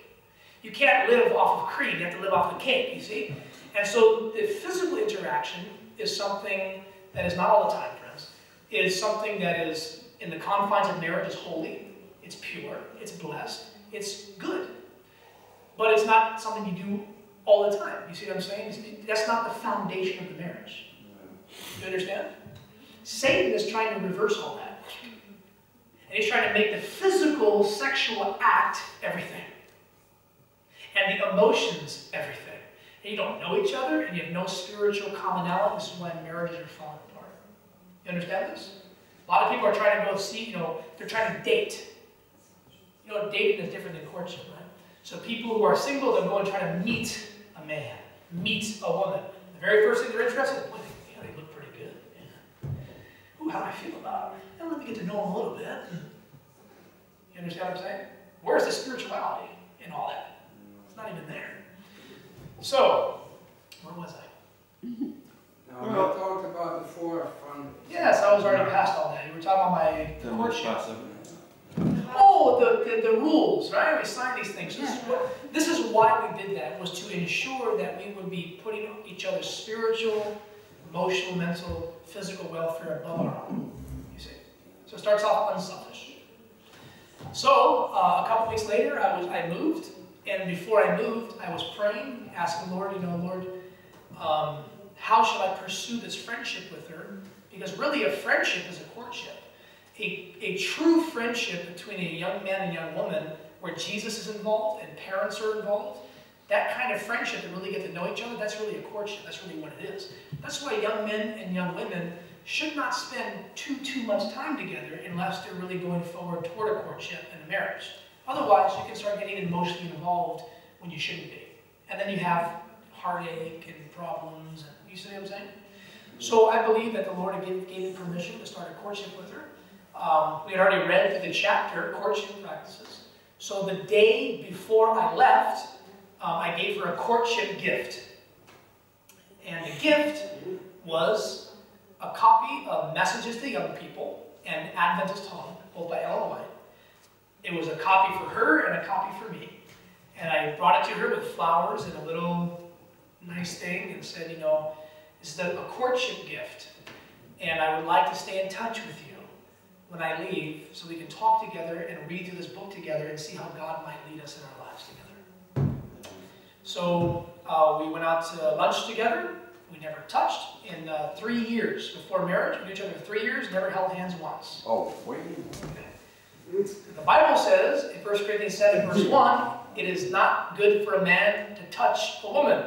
Because when you start to touch, there's little electricity that starts to come off. This is how it's designed. You know that, don't you? Even if you sit close to each other, you start to kind of feel those electrons.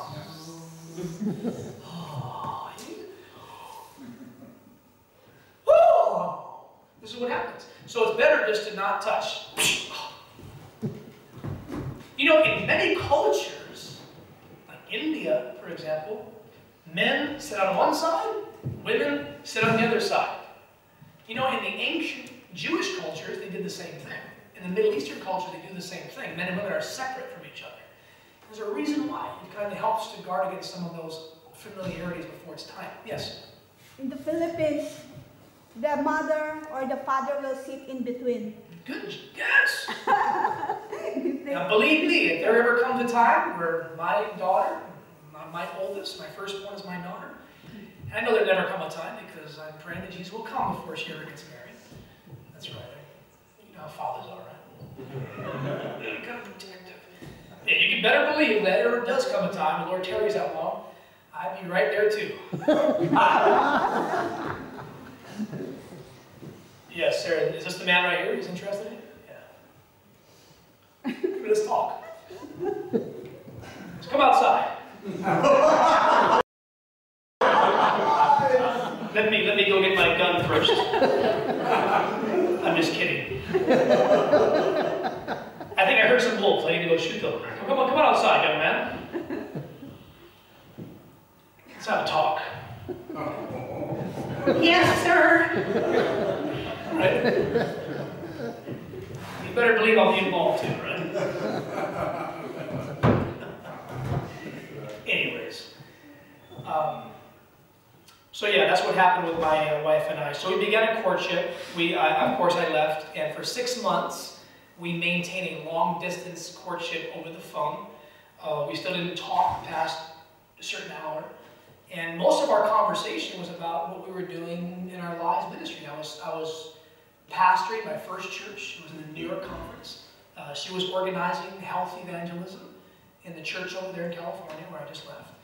And we just talked a lot about those things. We read together. We read, how's the Lord blessing you in your studies? And got to know each other more, like that. And so finally there came a time where I said, well, we believe that God is guiding in this relationship. And Mrs. White says, there's a book called Letters to Young Lovers. And she talks about general principles to follow. But then she says if there's no red flags, if all these principles are followed, then in the fear of God, move forward, she says. So we move forward under godly counsel, following godly counsel. And if there's no red flags, then we should keep on moving forward until there is a red flag. Do you know what a red flag is? Are you understanding my English? Yeah. Yes. You're not allowed to go. A red flag is a warning. Yeah. Okay? In other words, any time in my relationship, if I ever see a problem or a character defect that I know I can't live with or that she can't live with me, you stop. You stop, you reevaluate. Does that make sense? And you talk about it. You're mature. And if there's an issue, you either resolve it or you stop and you move on with your life somewhere else. Does that make sense? It's much better to be single and wait for marriage until much later in life. Isaac was 40 years old when he got married. Jacob was almost 50. The Bible says he was 40 when he fled from the face of Esau, his brother. Then he worked 7 years for his first wife. So he's 47 years old before he got married. Now, I know people argue, well, they lived longer back then. So the principle is that they waited. See what I'm saying? So it's better to be single and to wait for the right person than to get married to the wrong person and be incompatible. All right? And have constant struggles for the rest of your life. Constant chaos, sorrow, heartache, and then miserable marriage, miserable children. Children don't want to live there anymore. As soon as they're 18, 19, they leave the house because their parents don't get along, and on and on and on it goes. And that's the majority of marriages in the church today. Okay? So, my wife and I, when we were courting, there were no red flags. We're always open to counsel. We're always asking each other what we thought, other people what they thought. And finally, I believed the Lord was leading, and after about 3 months after we recorded, I asked her father for permission to marry her and what he thought. And he gave me his permission. And so I asked her to marry me. And we got married about 3 months after that. I think that a courtship, here's my personal opinion, I believe that a courtship should be a minimum of 6 months and a maximum, total maximum of 2 years. If you start getting any beyond that, then you should either get married or not. Otherwise, it gets too emotionally draining. So you're either supposed to, you should know between 6 months and a year or so, you should know whether or not you're compatible or not. If you're compatible, get married. If you're not compatible, then cut it off. Don't continue being in that relationship. Does that make sense? It's not fair. It's not fair for your emotions. It's not fair for her or his emotions. Does that make sense? Yeah. And so anyways, so you should give it time. Give it time to get to know the person. So that's pretty much how it happened with us. We arranged the marriage. As a matter of fact, our church arranged the marriage for us. They paid for everything for us. Praise the Lord. They loved us very much. And we also, during this 6 months, we were also going through a courtship package. This is a series of questions. If anyone would like it, I can email it to you. It's a series of questions. It's almost like a resume, like a job application. You know the job application? Your name, social security number, your background, have you ever been convicted of any criminal history, you know, where did you work before? It's like this, and but it's for marriage. And so we actually, what you do is you fill it out, and it talks about all your background, who your family was, is there any mental problems in your family, any history of drug abuse, all the different things. Talks about what your goals are in life, when did you become converted, what are your views on marriage and finances and sexuality and child raising and all these different areas that you have in life, in marriage. Does that make sense? And what you do is you fill it out. So I filled out that package. My wife filled out her package, and then you mail it to each other, exchange it. So you have to fill it out honestly in private. Nobody's looking at you. Okay. And then they do the same thing, and then you exchange it with each other. And then you just spend time reading through this person's life. And they read through your life. And you got a lot of stuff to talk about that you need to know before you're married. I need to know if she ever had psychiatric issues. What? I need to know if she ever had psychiatric problems. She needs to know if I ever had a criminal history. Am I really changed? Or am I going to go out and start robbing stores again? See what I'm saying? She needs to know my weaknesses. That yes, I used to do drugs and drink alcohol, so I cannot be around that stuff anymore. You see what I'm saying? So she needs to know some of my weaknesses. That I can never be around alcohol ever again. So that means if your family invites us, they go, honey, if your family has alcohol, I'm not going. Okay, I respect that. I understand. See what I'm saying? Because now we're one. She does not want to put her husband in temptation's way. I don't want to put my wife in temptation's way. I need to know all about her. You see what I'm saying? What are some of the things that you struggle with? I need to know that, because those struggles are going to come up in the marriage. You see, how do you communicate? How do I communicate? What is your philosophy of child raising? Is it compatible with my philosophy of child raising? Do you want to work, or do you believe that the husband is supposed to work? I need to know this. If you know, I believe that I'm supposed to work and provide. Do you believe that you're supposed to work and provide? What's going to happen to our children? Who's going to educate them? You see what I'm saying? You can discuss all that stuff ahead of time. Yes? Didn't your father, did her father object to your past? No, they did not object because they knew I was a changed person. So they knew a little bit about my past. They still don't know everything. The only person that really knows everything is my wife. You know, I share a lot of stuff here too, but you know, I didn't share everything. You know, and even my wife doesn't even pay attention anymore because she knows I'm not that person anymore. The Bible says that if any man be in Christ, he's a new creature. Old things are passed away, behold, all things are become new. And she needed to accept that. Is she willing to accept me for who I am, that I do have a past, but I'm a different person? You know, is she willing to accept that? Of course she is. You know, I'm married to her, and she loves me. She doesn't even think. She's told people, like, I never even really paid attention. I never knew my husband when he was that way. So all I really know is that he did have a past, but I've never known him that way. You see what I'm saying? Same thing with my wife. She has a past as well, but I've never known her that way. All that I've ever known her as a virtuous, upright, Christian, loving Christian wife and mother. That's all I've known her as. You see what I'm saying? So, but do I need to know some of those things? Yes. Because it's only fair. You don't want things to pop up all of a sudden. You know, like, by the way, we've been married now for a lot of years, and you know, I probably should have told you that I actually have some other children. You know, yeah, you know, I have a couple sons from another woman, you know. But don't worry about it. That was a long time ago, you know.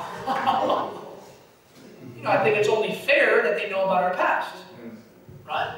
They should know about our past strengths and our past failures, so they can be able to know what they're getting into. Okay?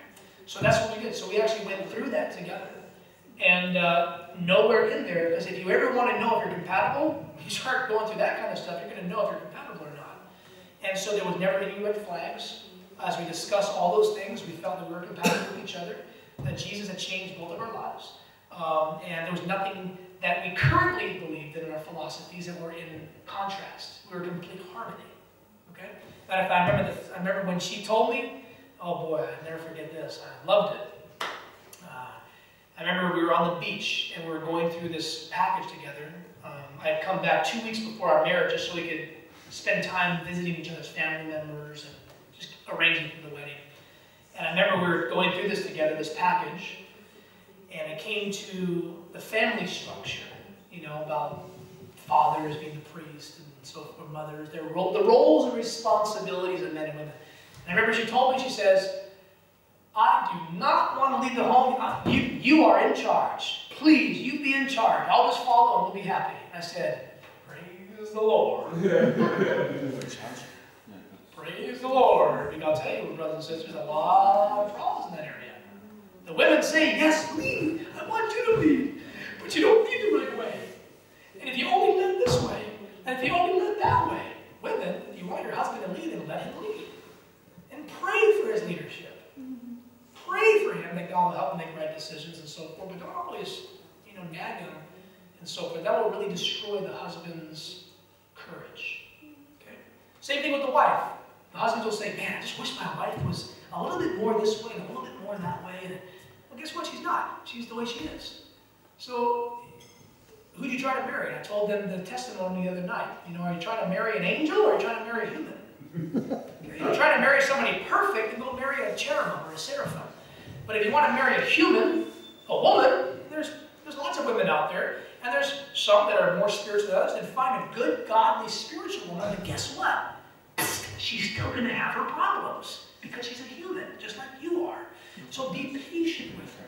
Forbear with her. Love her. And you know what? If you love your wife like Christ loves the church, you can just about make your wife just about any way that you would like her, because she will become a very loving, sweet woman if you show her that godly male leadership in that home. So both are supposed to be doing their roles. Wives, respect and submit to your husbands. Husbands, love your wives as Christ loved the church. Okay, it's pretty simple. The hard thing is learning how to do it in a practical, daily way. All right? So that's pretty much the background of how my wife and I courted. We courted for 6 months, knew each other for 2.5 years prior to that. So after 3 years of knowing each other, we got married. And for the first time, I got to hold her hand as we shared the vows. And we wrote our own vows. I wrote my own promises to her. She wrote her own promises to me. And I got to look in her eyes, and she in mine, and be able to get to promise different things that I would do, and to love and to keep her, to protect her, and death do us part, and better for worse, and richer for poorer, and all these different things. She did the same thing for me. And you know what's funny? As I look back on that sweet day, and I think about the love that I had for her then, as compared to the love that I have for her now, there's no comparison. I hardly knew her back then. So even though I loved her, I really still didn't really know her a whole lot. I knew her for 3 years, we courted for 6 months, and we went through a courtship pack, and we did a background check on each other, but I still didn't really get to know her. I didn't really get to know her until after we were married. That first year is the experience year. You get to know you start to learn how to kind of mesh together and blend. If you can be successful in your first year, you're going to have a really good marriage after that. It's usually the first year that there's problems and selfishness and arguments, and that mars the rest of your life. Learn how to be quiet. Learn how to be able to be courteous. And it's practice. You know, practical Christianity, the word practical comes from the word practice. You practice it. And I have people tell me all the time, Pastor Richards, I don't feel like doing that. I don't care how you feel. You can still do it. Christians don't function on their feelings all the time. We function on the principles of God's Word. Sometimes I wake up in the morning, I may not feel like praying. I may feel cranky, but I have a choice. I choose to pray, and I choose to read my Bible, and I choose to ask Jesus to take that feeling away and choose to smile and be a Christian. You see what I'm saying? Because Jesus can give you feelings, but he can't give you feelings unless you first exercise your will to make a choice. All right? So in my first year of marriage, were there times when I was tempted to be frustrated? Absolutely. Was there a time where she was tempted to be frustrated? Absolutely. But we made a commitment in our courtship that we would have no arguments in our marriage. We would pray together and talk to each other about things, and we would harmonize, and we would do things the right way. By the grace of God, the Lord helped us in our first year. So anytime we sensed maybe there was some tension, I was the one, as the man, as the priest, to say, honey, we need to come and have a talk now. And sometimes she would cry and so forth, and I would say, well, let's talk about it. Let's kneel and pray. Father, please be with us. What's going on? I mean, talk to me about it. I'm your husband. And I won her confidence. You see, many men are confused. They say, we're already married. She's already supposed to have confidence in me. Men, let me give you a news flash about women. They're like an onion. You peel a layer, there's another layer there. You peel another layer, another layer, another layer, another layer. You go deeper and deeper and deeper, and men struggle with this, with patience. Men struggle with knowing how to deal with this. And the way that we cope as men is we get frustrated and we don't want to talk about it because it's too difficult. It's like, she's being crazy. She's not making any sense. But to her, she's making sense because women think differently than men. We think logically, we're problem solvers. Women think logically as well, but they also think with emotion too. So they're not necessarily wanting you to always figure it out. They want to just listen, be quiet. You know, be quiet, you big lug, and just listen to how I feel about it. And if we men learn how to be quiet and zip, shut up and just listen to how they feel and be able to sympathize with them and then give them a hug and a kiss and work with them on that and let them know that we're on their side. It helps them to become, I never forget, it was like, let me see, it was 3 years after we had been married. 3 years after we had been married. The first year was the experience year. Practicing Christianity with each other, right? Practicing putting each other first until it becomes a habit. So you know one of the practical ways I learned how to do this? I would ask her, honey, are you thirsty? Would you like some water? Yeah, okay. She didn't see me. I go get water, my water cups. I have one for me and I have one for her. And I remember the first time this ever happened, I was about to get myself water, and I said, wait a minute, let me just get her water first. She wasn't around, she didn't see what I was doing, but I poured her water before I poured my water, and then I came back and I gave her water before I took a drink out of my water. And that little simple thing started cultivating a habit of putting my wife first. Does that make sense, men? It was just a habit. I started getting the habit of just putting her first. You see? Open the door for her first. Do things for her first. You know what happens? Let me give you a secret, man. You know what happens?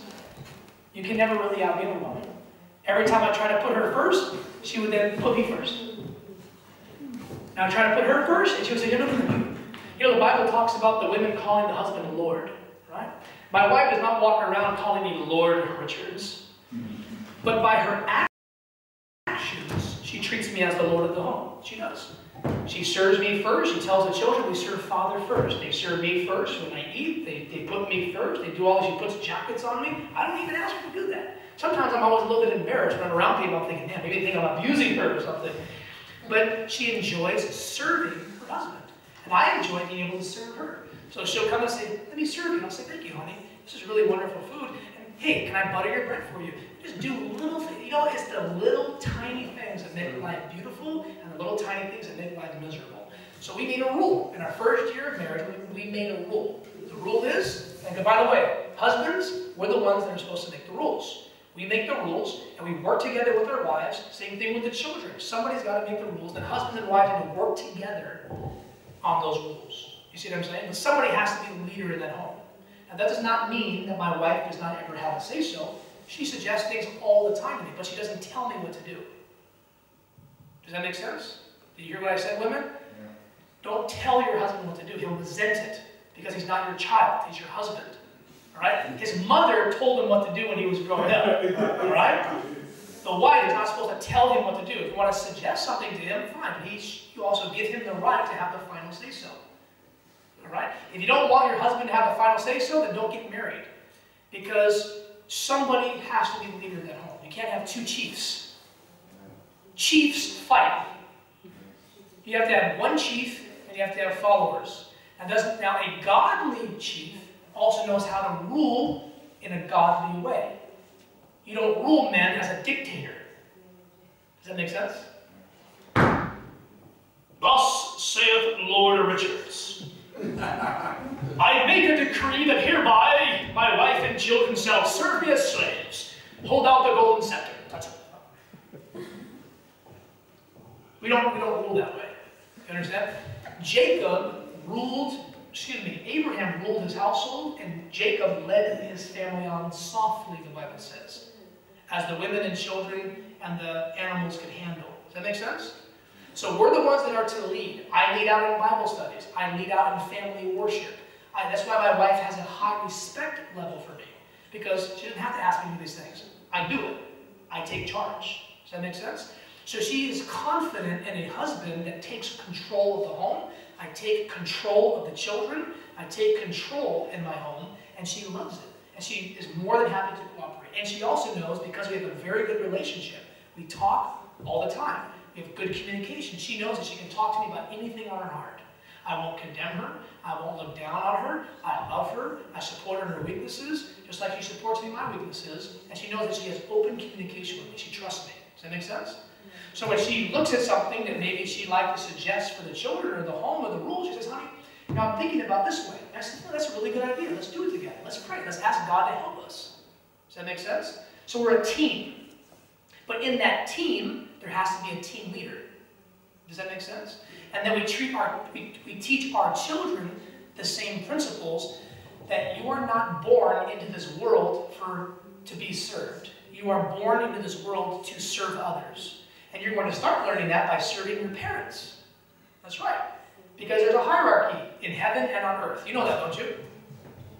Yes or no? Yes. 1 Corinthians chapter 11 tells us that it's God, right? God, that the head of Christ is God. That's what the Bible says. So it's God, Christ, man, woman, children. Man is the head of woman, Christ is the head of man, and God is the head of Christ. Anybody ever read that before? You've all read that, right? So what is that? So even though Christ is equal in his divinity, in his divine nature with his Father, yet he takes a subservient role and serves his Father. But the Father, who's the greater, he exalts his Son. So the greater should be helping to lift up the lesser, and the lesser should be serving the greater. Does that make sense?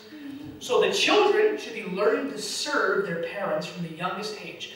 One of the reasons why in our Western culture we have such a welfare system, and we have so many older people in nursing homes, is because of selfish children that were taught to be selfish by their parents. You do not have the welfare system in nursing homes in Africa. You don't have that in other places like in India and other places. You don't have it because they're taught to serve their parents from a young age. So when they become old, they just do what they do naturally, is to take care of their parents until they die. Does that make sense? So the children are to serve their parents, while the parents also help to raise their children, lift them up. The wife is to serve. That's right, women. You're to serve your husband. And the husband is to lift up his wife. Man is to serve Christ. And Christ lifts up man out of the mires of sin. Christ serves his Father's will. Not my will, Father, but thine be done. And the Father lifts up Christ and gives him a name above every name. Are you all with me, friends? This is the secret to happy families. And so as we do that, friends, we're done, okay. So as we do that, we can have godly family principles, and we can have happy homes. There's much more I could share, but I'll stop right there. I hope that you all received the blessing here in a little bit about the background. And if anybody would like to talk privately afterward or fellowship, I'm available. If you want my email or my website, you can go to restoringtheoldpaths.com. Yes. Excuse me. And you You can contact me through our website. We have free material. We have charts, prophecy charts, and books. We have links to video, different things like, my speaking schedule is on there. You can see where I am, different parts of the year. And you can also go to our contact page. You can send me an email. I will send you material if you want it. Answer your questions. So why don't we close in prayer? Ja.